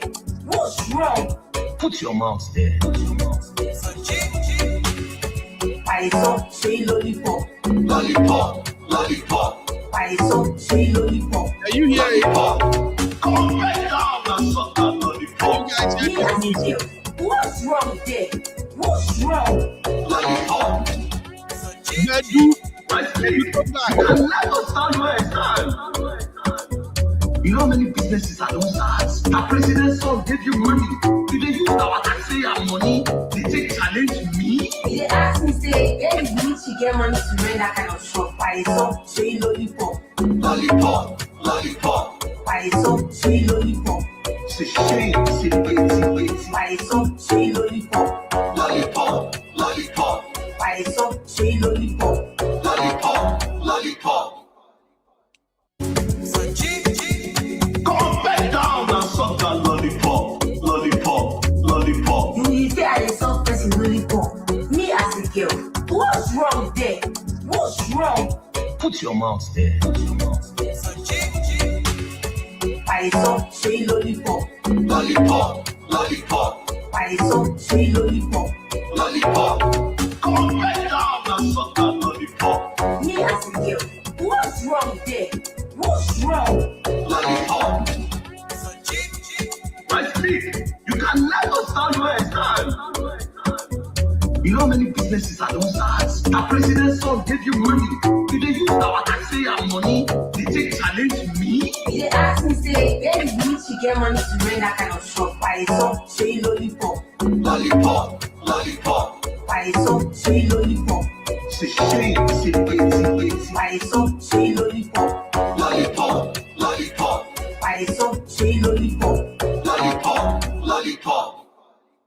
Yo. Come back down and suck that lollipop. Lollipop, lollipop. You say I a soft person lollipop. Me as a girl. What's wrong there? What's wrong? Put your mouth there. By some say lollipop. Lollipop, lollipop. By some say lollipop. Lollipop. Come back down and suck that lollipop. Me as a girl. What's wrong there? What's wrong? Lollipop. I speak. You can never stand where I stand. You know how many businesses are don't start? The president's son gave you money. Did they use our taxi and money? Did they challenge me? They ask me, say, where did Mitchi get money to rent that kind of shop? By some say lollipop. Lollipop, lollipop. By some say lollipop. Say shame, say pity. By some say lollipop. Lollipop, lollipop. By some say lollipop. Lollipop, lollipop. Oh my God! I make una no best. I dance, forget myself. That Bedu is bad, and anti-vet is not me. Oh, anti-vet has nothing to do with this remix. So make una go this guy Instagram. Oh, the guy is a music producer, so he does a lot of this skit. I have nothing to do with this. So I just feel the Bedu the boss head. Okay. When I hear I say Nanny pep. And then you know what amapiano can do to your brain. You hear that amapiano gong gong gong gong gong gong gong gong. Eh? The tea hits differently. So since last night, I said, God, I beg, make anything no do this girl. Make anything no do this girl. But if anything happen, we no go fish show people this kind bedu. Eh? I make your baby the dance, Mom Chim. I beg a disclaimer. I no produce this music. I just see say Nigerians are moving mad since yesterday, and I'm like, okay. You guys saw the advert I started with now, the free advert they did for Hypo. When we tell you say Nigerians are citizens of particular concern, una no go here. Even the rest of the world don't tire for us. This is why our politicians no take us serious. Everything na cruise. Cruise. God. God. What happened? What is our offense, Lord? How did we end up being in Nigeria?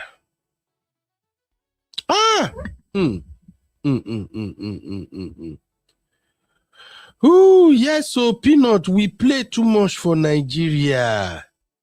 We play too much. Eh? Tikom, you say you are not part of you. We are in it together, my brother, my sister. We are in it together. Eh? I just tire for us. Eh? God. May God forgive. Rat nose.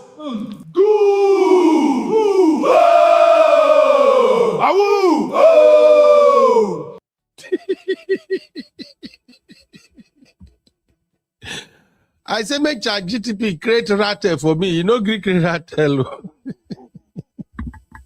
He called them Ranos.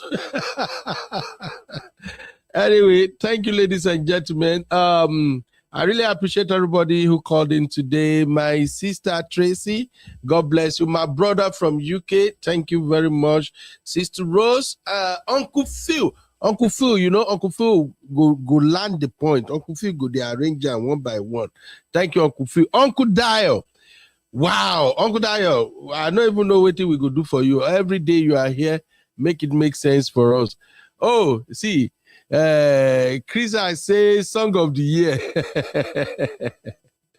Oh, Sister Tessie, yes. Thank you, Sister Tessie. God bless you, man, for your contribution on the show. Here we go live every day. I don't know how long I can keep that up anyway, but as soon as I'm free at home, my kids are grown now. My kids, I officially have 2 teenagers in my house now and 1 preteen. My son is 10 years old. So most time, can you believe me and the children did this house since morning when I don't wake up? All they did was, hi dad, it don't finish. Everybody did their room. So that's why I tell you, say Gen Z, I don't know what we do. Where we take deserve Gen Z. Gen Zs they are really pain in the butt. Okay? Me and my children did this house this morning, but they don't send me. So I usually have enough time on my hand. I get a lot of time on my hand. So if I'm free, I will just come live I think at this stage in my life now, I know they even go out anyhow again. So even when I'm free, I can either be doing something indoor or something, but I know they go out like that. I don't know. Maybe I might have a midlife crisis. I'm just trying to explain to you guys how come I have time to go live. It's because my kids, even if they're in the house, they don't get my time. My wife could do work. And if I don't want day bored, they tell you now all the time, say America day boring, and I know they believe. But it is the truth. So if I don't want day bored, I'll just say, you know what, let me go live. Make I just go play with everybody. That's why you see me say I get time. When I get up here now, I'm going to work. I still have like 1 hour, 30 minutes before I'll report at my job. But the rest of that 1 hour, 30 minutes now, my children know, maybe if go make Gary for me, they make me warm soup. That's all. After that, they don't get business with me again. So, and I just be like, instead of me sitting idle, let me just go live. I go to follow Real Farm they play. But I got some things lined up. I just pray the school where they go now make it give me British space. If I have British space, we're still gonna be going live every day. But if the time no there, I'll still find time to come live anyway. But we're gonna be posting a lot of videos, reaction videos, 10 minutes, 8 minutes, 15 minutes video. I will still put it up there. I want to thank everybody who has been part of this channel, all the new subscribers, God bless you. All the people who have been here helping us keeping the real fam. Thank you for all your moderation. Thank you for your tolerance. Thank you for the fact that we all work together to make this channel what it is. God bless you so much. And to all the real fam that has a Gen Z, make una no let King Mitchi and King VeryDarkMan, more than no let their behavior be wild, because even VeryDarkMan self, VeryDarkMan is very close to Gen Z. They say he's 32, right? And I think anyone who is 30 years old now is still part of Gen Z, right? Where I be? Is he 29 years or 30 years old that is still part of Gen Z? All I'm saying is that VeryDarkMan age is very, very close to Gen Z. That's why he too is moving like a Gen Z. Okay, so I want to tell all parents that have Gen Z, it be like we no get choice. Okay, we don't have an option. May we just pray for this Gen Z's ni. These children will literally carry your nyash come out. I see this guy, mama now. What's her name? King Mitchy. I saw King Mitchy mama now. She done the shalaye. I was playing the video where Sister Rose, Uncle Phil, and Uncle Daya was in the studio. You see? This is King Mitchy mama. Listen. I was not too strong. That's why I traveled to take care of myself and took care. Anyway, the noise too much. But that is King Mitchy mama. Now King Mitchy mama na icon de shalaye now. Why they never complete a project?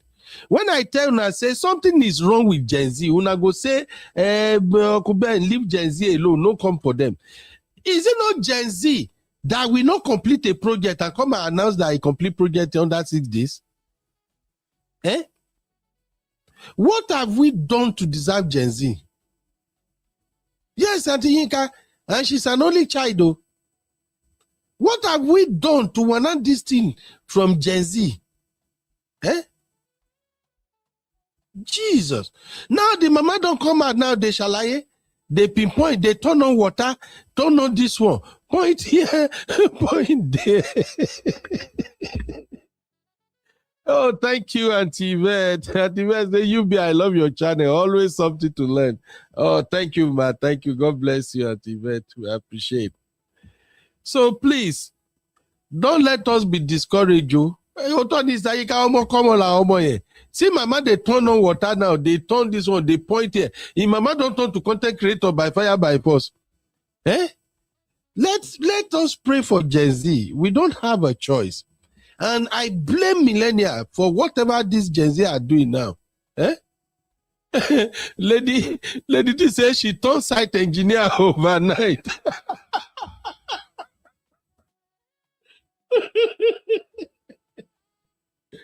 Oh, God. Eh? Gen Z.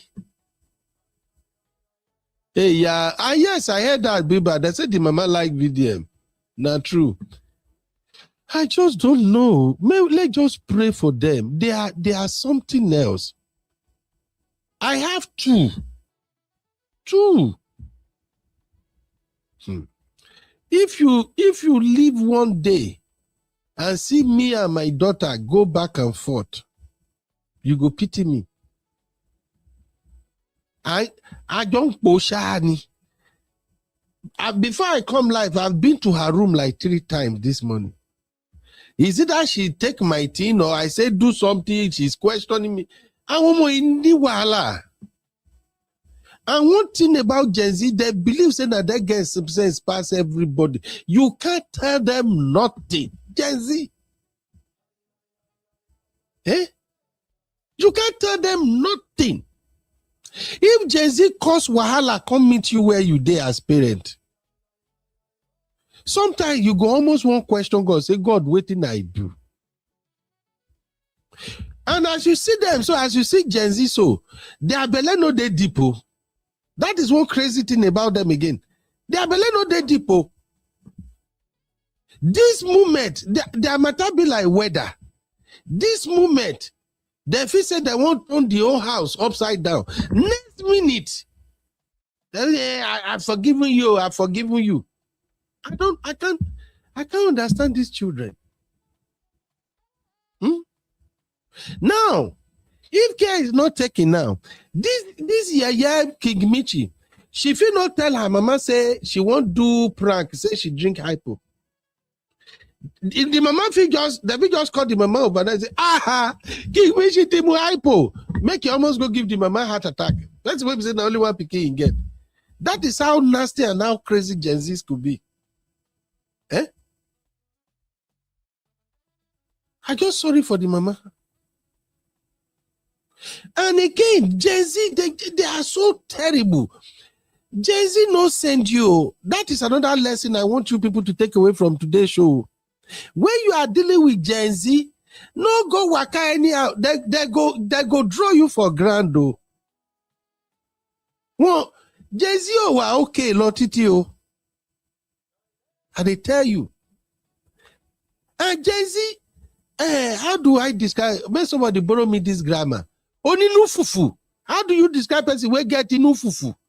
What is no fufu? Self?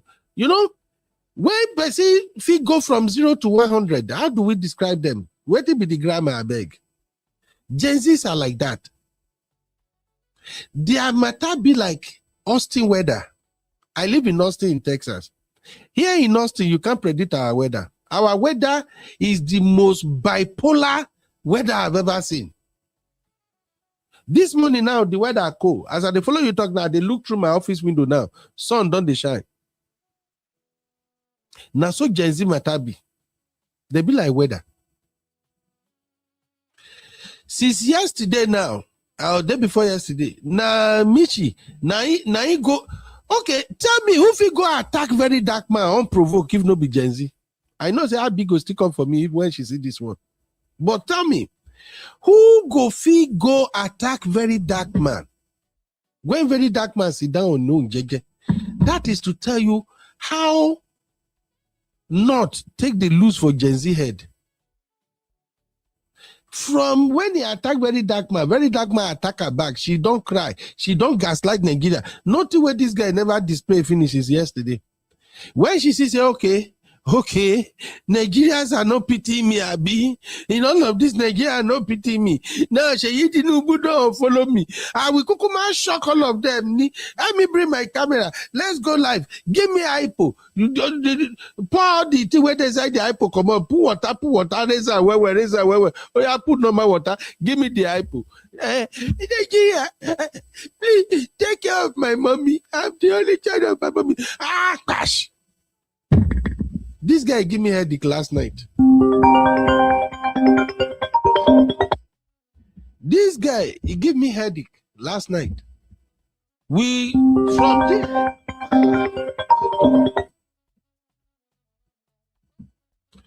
From drinking hypo, this guy they go name one clinic, one hospital. Say na that hospital, na there she go, they no feel revive her. She don't pay for the hospital. Hospital wake up this morning now. One Ratel don't go call them for hospital say, I just want to confirm, say now place now Mitchi die. Now hospital say no. We don't even see anybody come Mitchi. We no see we no see her break light. So she no pay for here. You see how Jesse they move. The hospital where they own Jagger now. Jesse don't carry the hospital name. Come into this matter. Even Seyi Tinubu, Seyi they do big boy, city boy. We got the money, everything. Seyi Tinubu have to write an epistle, a very long epistle.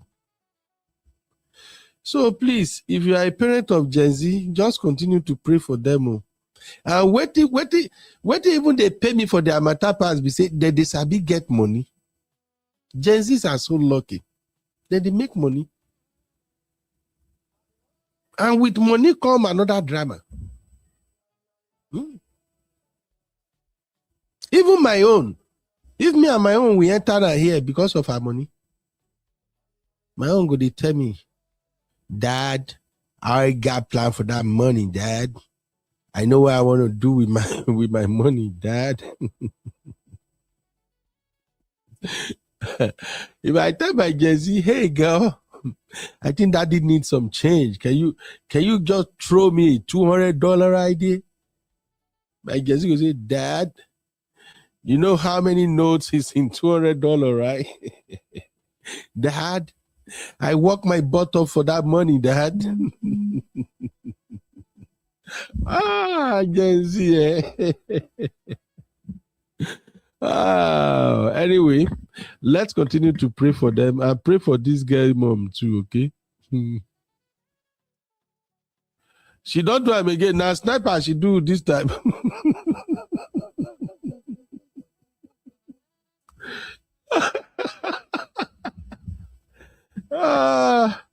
Uncle Ben, this guy just did it again, sir. She drank sniper this time. Oh, Sister Yika, at this point, this guy matter don't tire me, I beg. Let me just come and be going. Thank you, everybody. If you haven't liked the show, please like the show. God bless you, okay? Sister Yvette say, UB, that is why you have to be 20 steps ahead of them psychologically. 100%. I agree, man. I agree, Sister Yvette. Gee, Bilba, I blame your generation for this mess, Bilba. Okay? You millennials, you are the one that created this problem. You millennials, you people are not leading by example. You showed Gen Z how to move, and Gen Z are now moving madder than we expected. So, Bilba, all my lovely sisters who are millennials, Sisi, this is your fault. You people did not show good example to Gen Zs. So you guys say, I'm sick of her. She needs to be locked up. This guy almost gave me hypertension last night. When I hear say he drank hypo, but nothing is wrong with this guy. This guy will be fine, Jerry. Let's just pray for her. Let's just pray for her. I just hope that she will come through with this. Okay.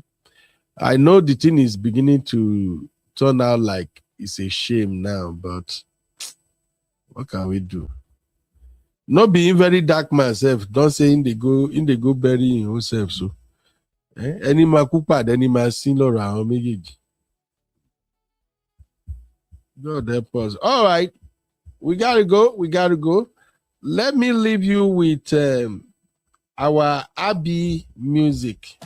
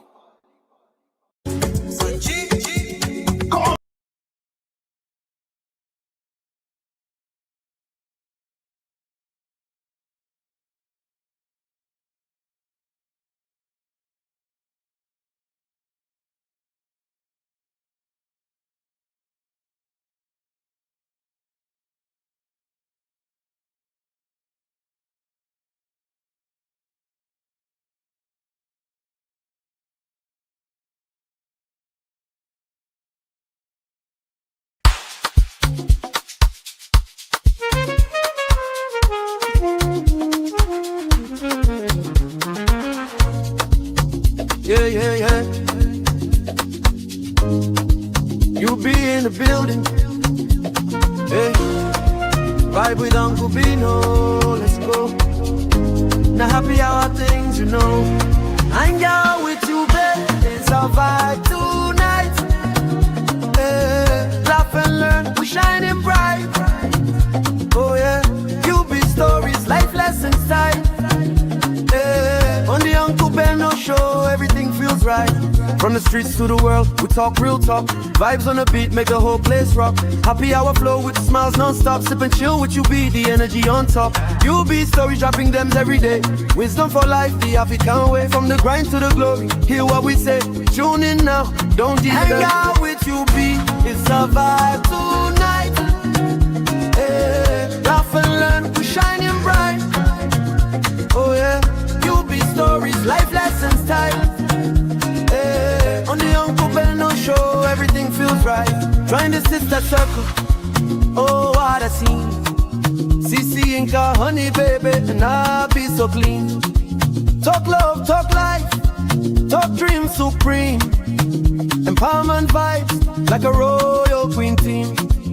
All our Sunday school when the beat gets low. A moment of reflection, let the spirit flow. Men of God speaking wisdom, you should know.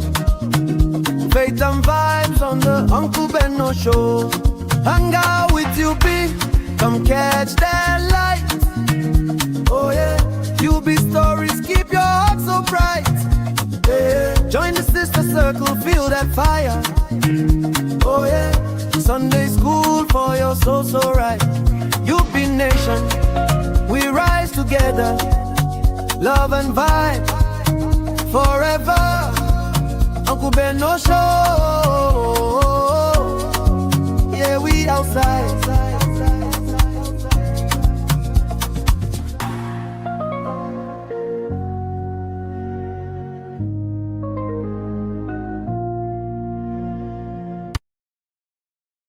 Welcome to UB Reactions, the place where we keep it real. Today, we've got some hot topics, so let's jump right in.